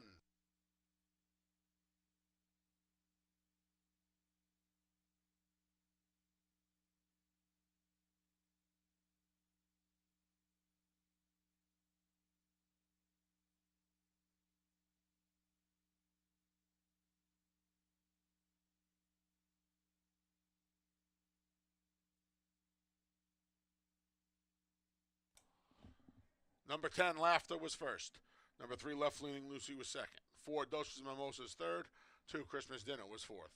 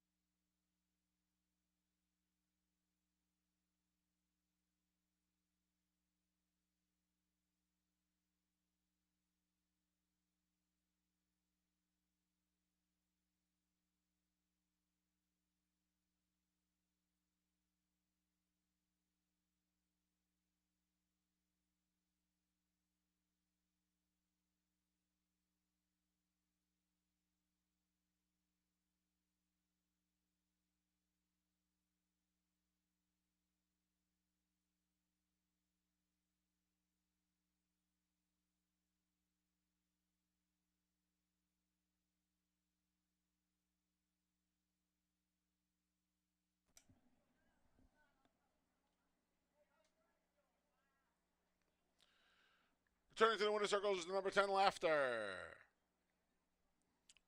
She's a 5-year-old daughter of Looking at Lucky out of the Langfear mare Laugh Often.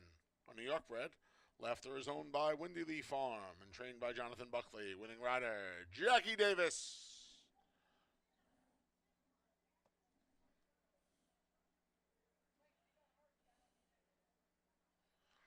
$2 double, 9, 10, 38 even. Conto double, 9, 9, 10 bucks. $2 exacta, 10, 3, 13, 20. 50-cent try, 10, 3, 4, $5.35. And the 10-cent super, 10, 3, 4, 2, $5.70. If you will stand by for 1 second, I will tell you who went off favorite here. Both Laughter and Left Leaning Lucy were 8-5 at final odds. And unfortunately, if you have the number 9 Comfortable Cat, the post-time favorite was indeed the number 3 Left Leaning Lucy by about $400. So all those tickets went on to the 3 Left Leaning Lucy. Race 8 comes up next. Start of the late double. Post time for race 8 is in just over 24 minutes.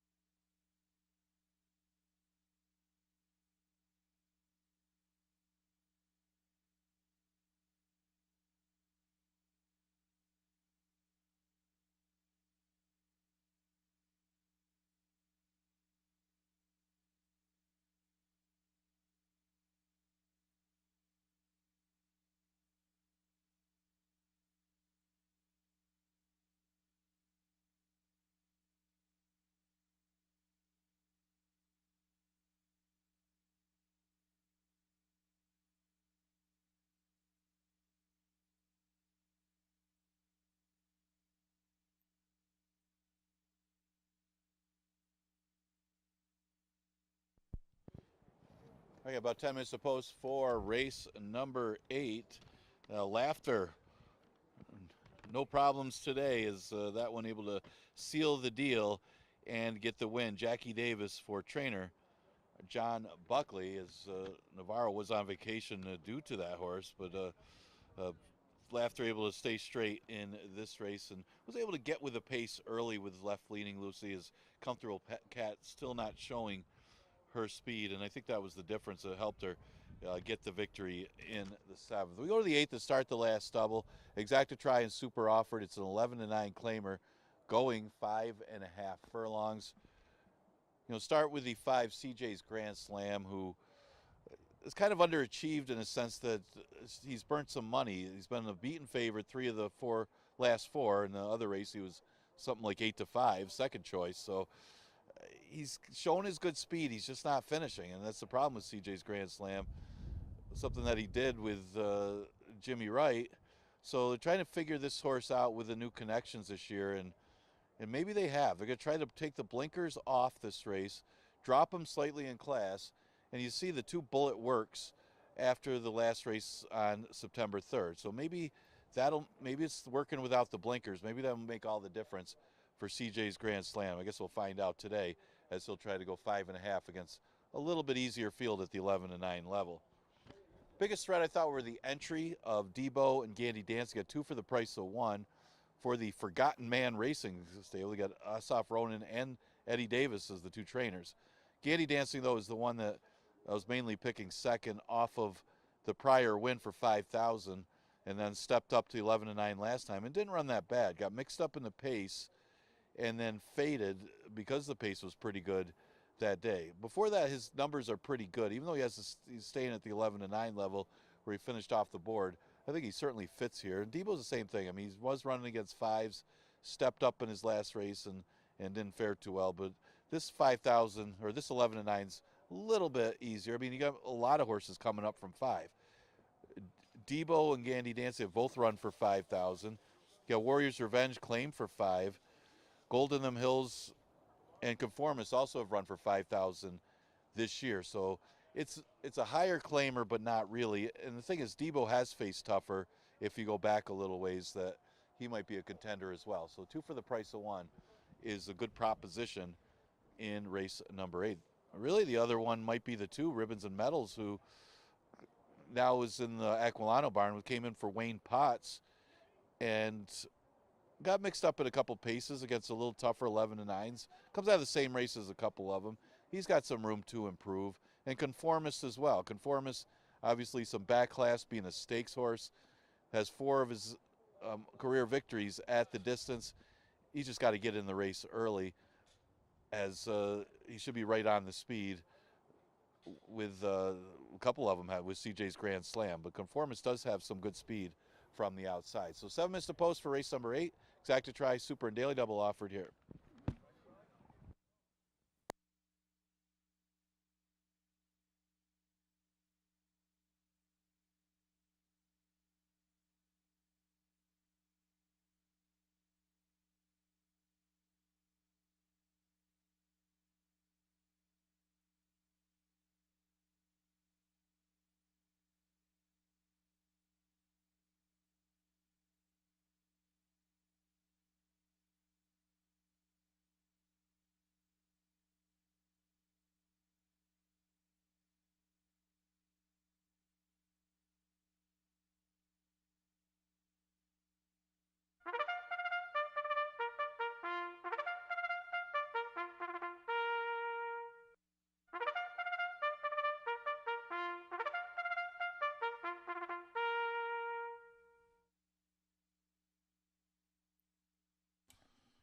The field for race 8, the start of the late doubles, coming out onto the track.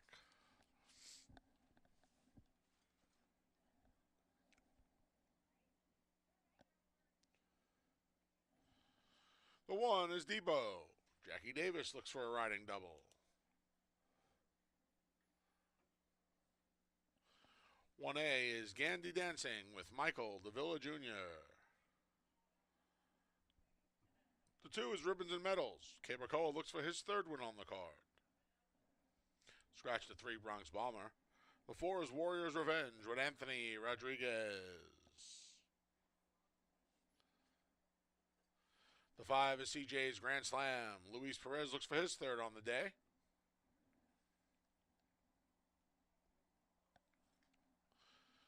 The 6 is Gold in Them Hills with Emmanuel De Diego.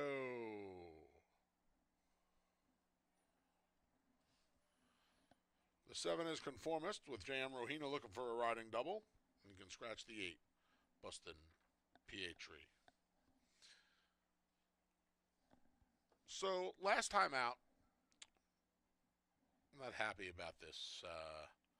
Not happy about this price right now on Gandy Dancing. This is what happens when you like an entry, and Debo's had some good races in the past. He gets a trainer change. I don't really like Debo today. I like Gandy Dancing because Gandy Dancing was part of the pace last time.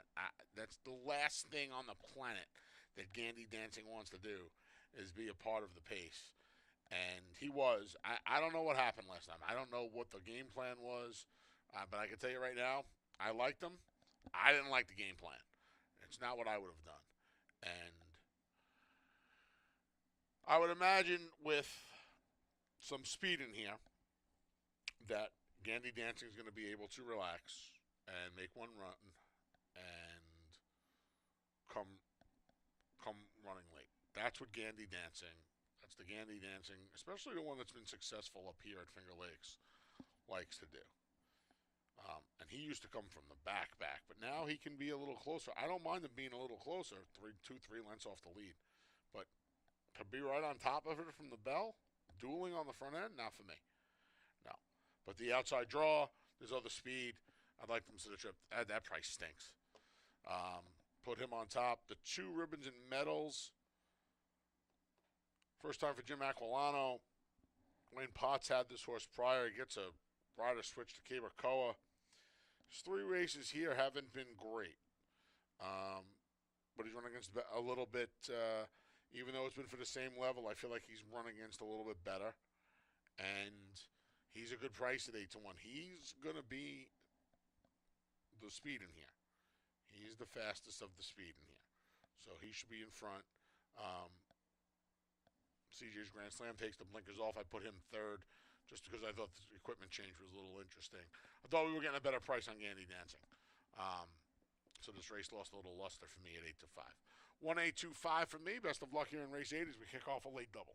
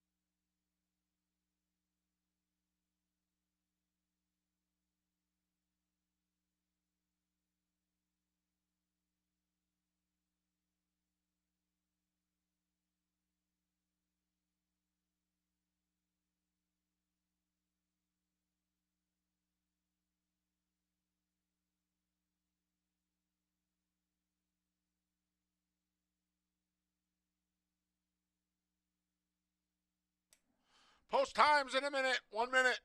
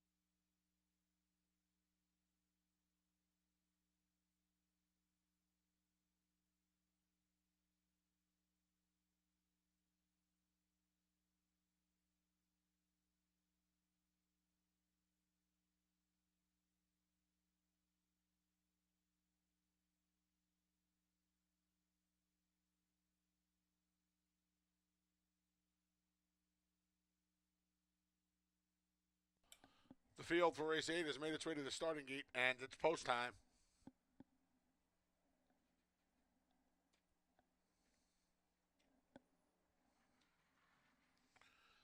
First to load ribbons and medals to the inside stall.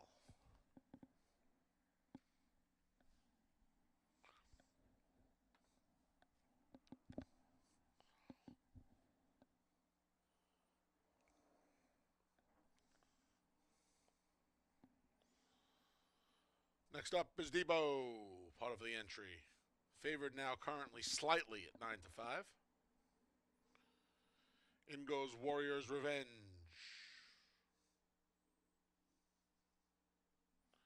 Here's CJ's Grand Slam. Gold in Them Hills goes forward.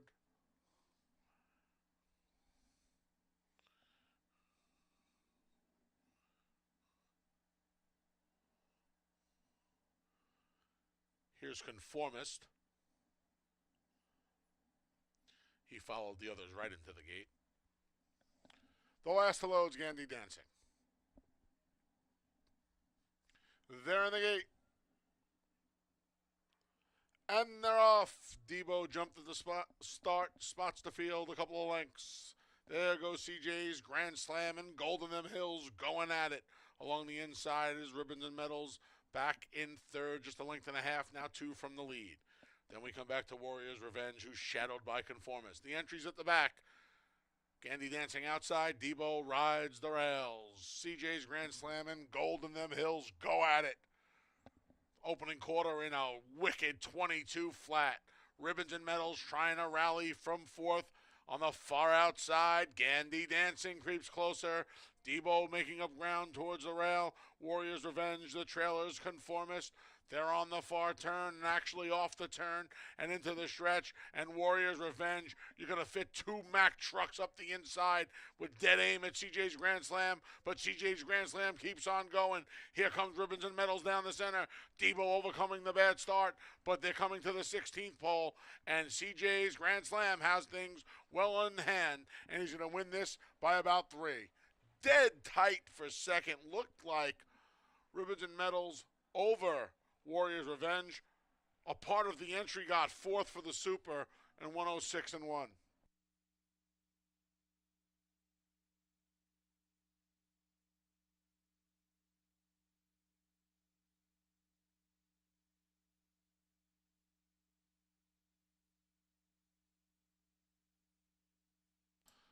Number 5, CJ's Grand Slam was first. It's a photo for second.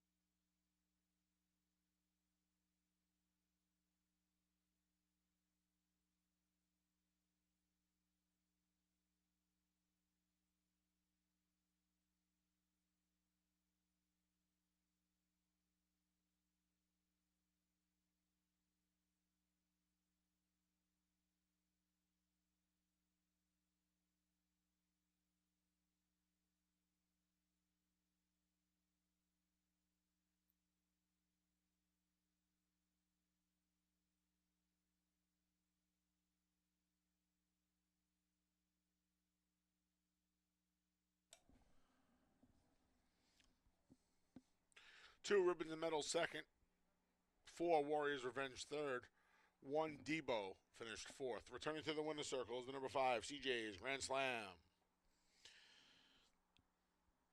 There's a 5-year-old gelding of son of Bustin' Stones out of the Freud Mare Sweet Madness. A New York bred, CJ's Grand Slam is owned by Gags Racing Stable LLC and trainer Michael Anthony Ferraro. Another win on the card for him. 3 on the day for winning rider, pardon me, Luis Perez. He's the leading rider today.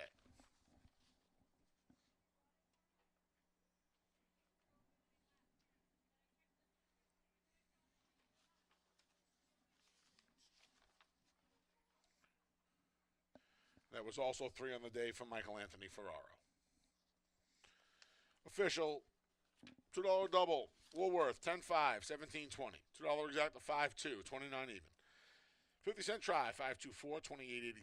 10-cent super, 5241, $14.80. Pick 6 was hit. 6 of 6, $1,582. 5 of 6, $13 and a dime. Race 9 comes up next. The finale offers win place show. Exacta try and superfecta wagering. Scratch to 1. Hardly working. Post time for race 9 is just over 23 minutes.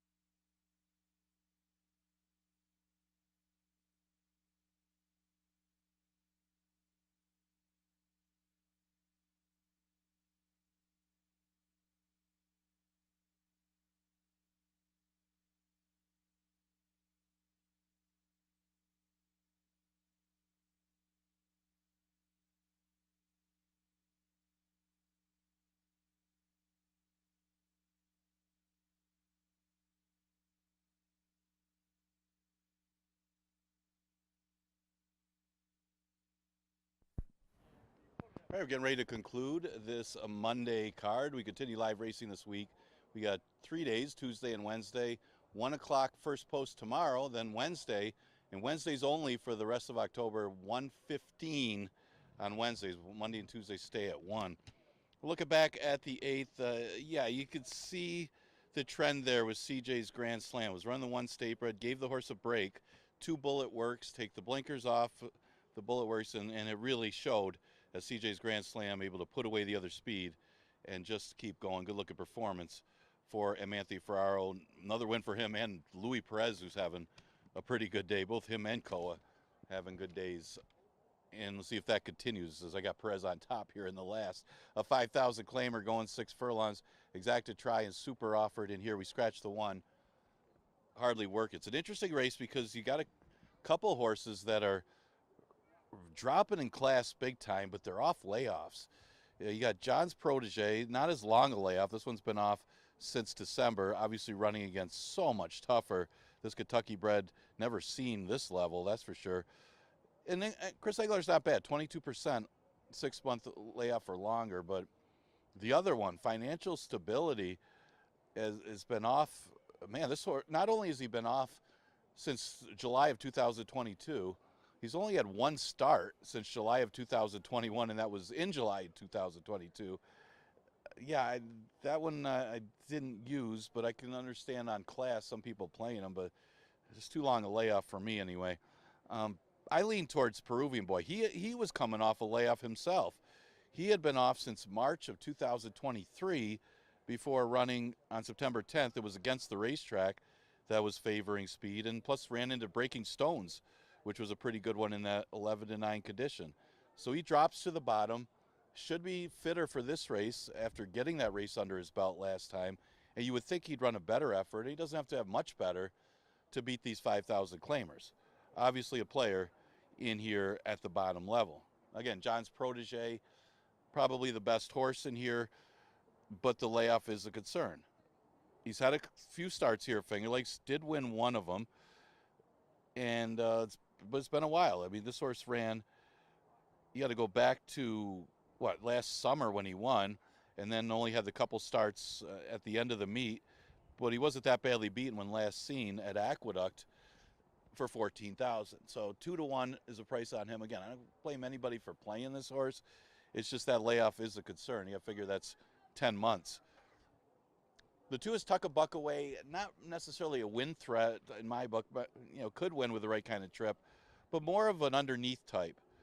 This one not great on an off track, but often finds himself in the number every time. He makes that late move, especially at 5.5. 6 furlongs isn't always his best distance, but he does hit the board a lot.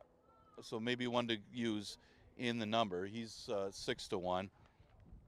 And the other one I used in the number was the 6, who I think is also a win threat. The 6 Play Ball, who's at 11-1. This one and Masked Marauder both come out of a race.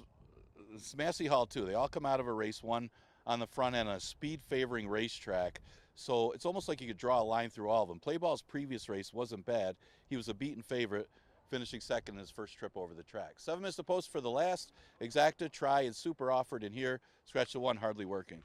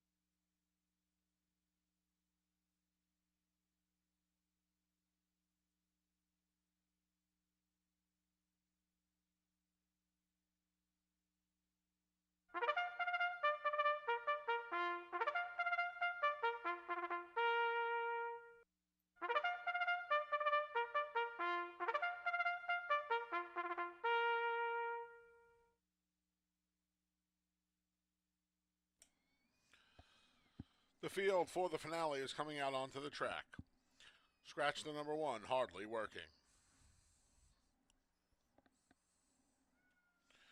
The 2 is Tuck a Buck Away with Stephen Frett.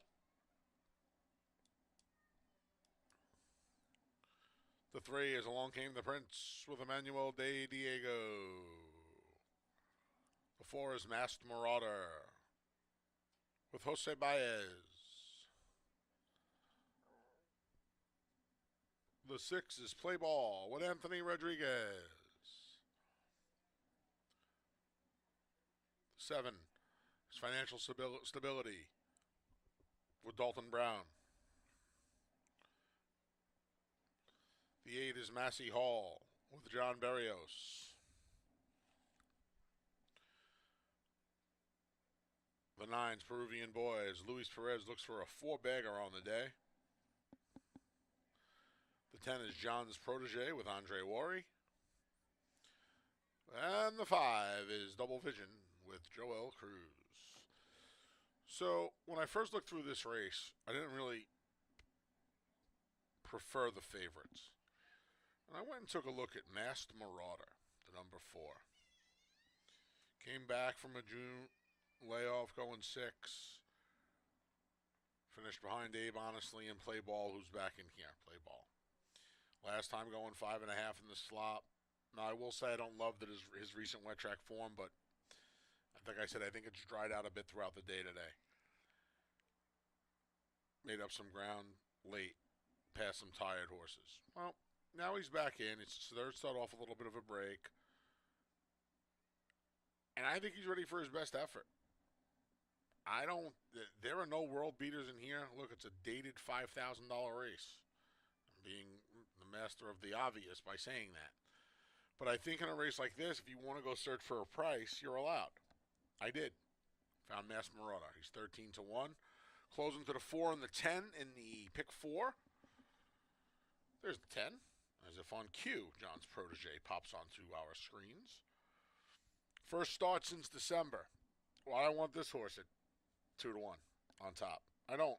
Can he win? He can crush these horses. He absolutely can. I wasn't going to pick him on top to see him do it. And if we'd got one of the other prices home to get alive to the 4 and 10, it would have been paying a little bit more, but we still turn a $30 profit if the 10 ball gets home here. Look, he doesn't have a lot of speed. He did at one point. He doesn't have a lot of speed anymore. He's won here at Finger Lakes.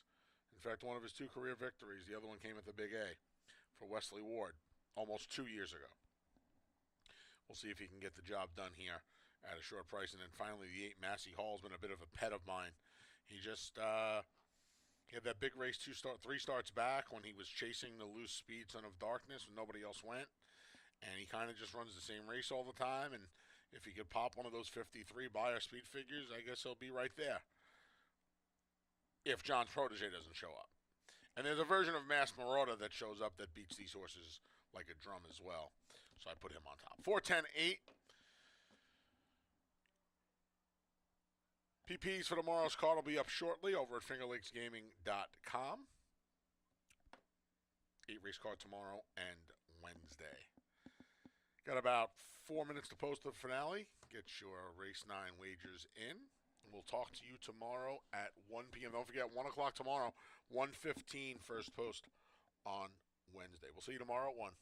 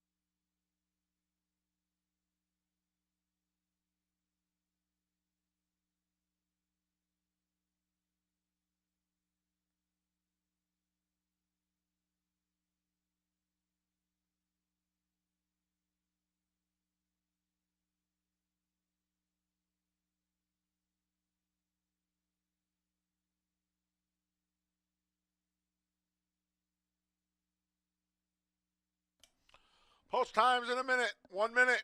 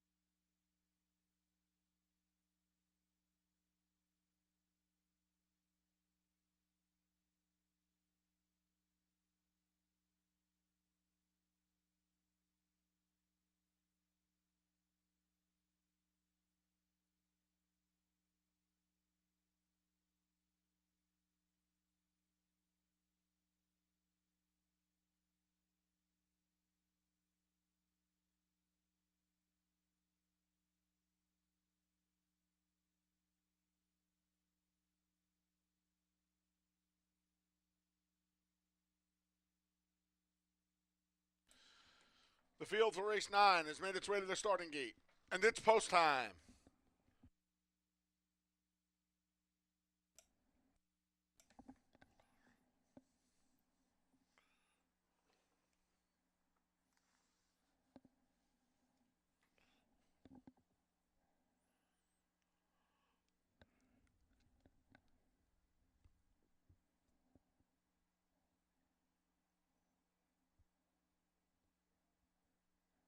Tuckabuck Away goes in first.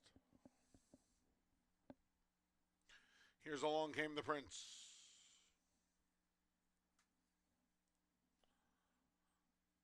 Masked Marauder goes forward.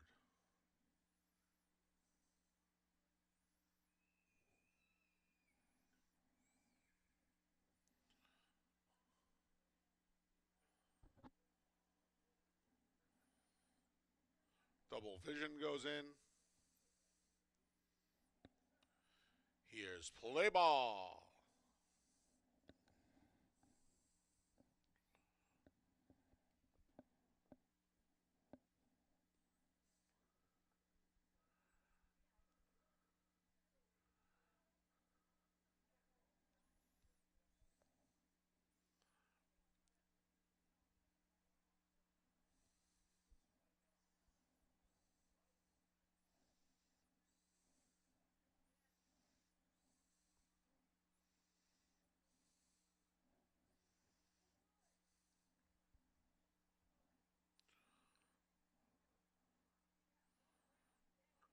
Financial Stability goes up.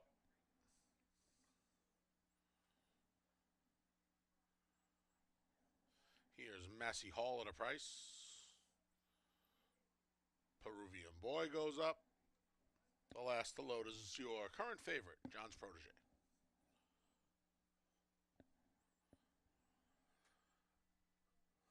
They're in the gate. And they're off. Throwing his head at the start there was the 9 Peruvian Boy. Going to the lead is Double Vision. Financial Stability is right along with him. On the outside, there's John's protege as Play Ball's under a ride in fourth. He was just passed by Along Came the Prince.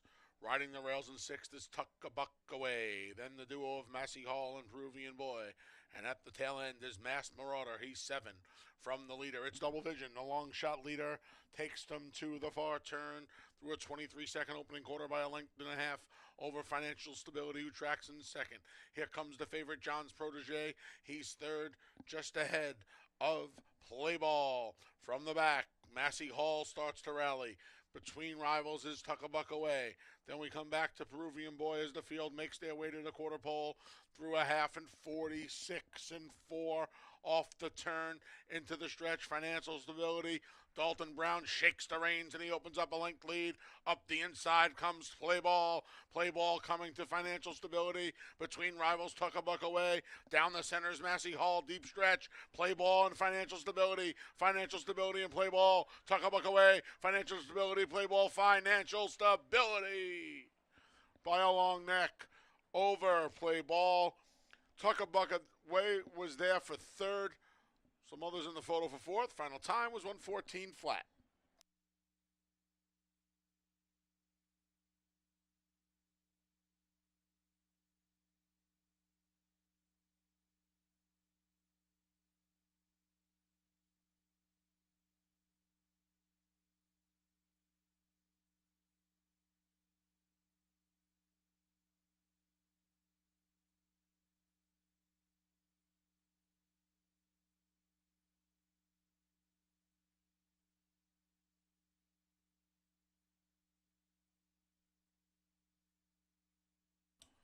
Photos all around. Hold all tickets.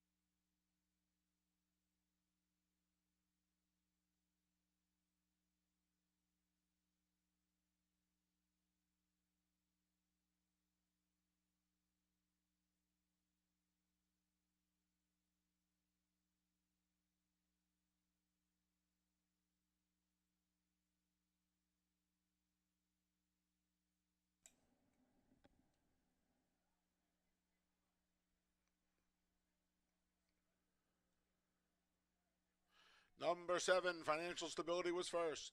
6, Play Ball second. 2, Tuck a Buck Away third. 9, Peruvian Boy was fourth. 7-6, 2-9 in race 9.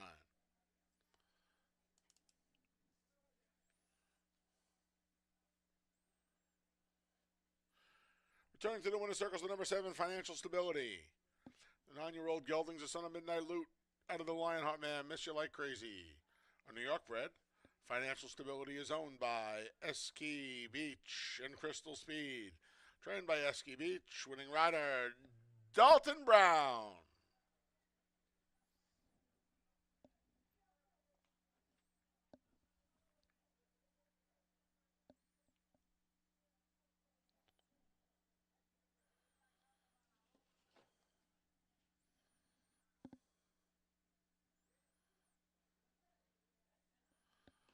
$2 double 5-7 72.50. $2 exact to 7-6 293.50. 50-cent try 7-6 $514 even. 10-cent super 7-6 2-9 $479.55. 50-cent pick 3 10-5-7 $59.75. 50-cent pick 4 $684.75. And the 50-cent pick 5 $744 and a quarter. That wraps up the live racing portion of the day here at Finger Lakes Gaming and Racetrack. The casino remains open until 4 a.m. Live racing resumes tomorrow with an 8-race card at 1 p.m. On behalf of the broadcast team, staff, and management here at Finger Lakes Gaming and Racetrack, I'm your track announcer, the Big A, Anthony Stabile, thanking you for joining us on this Monday. We'll see you tomorrow at 1. Until then, please arrive home.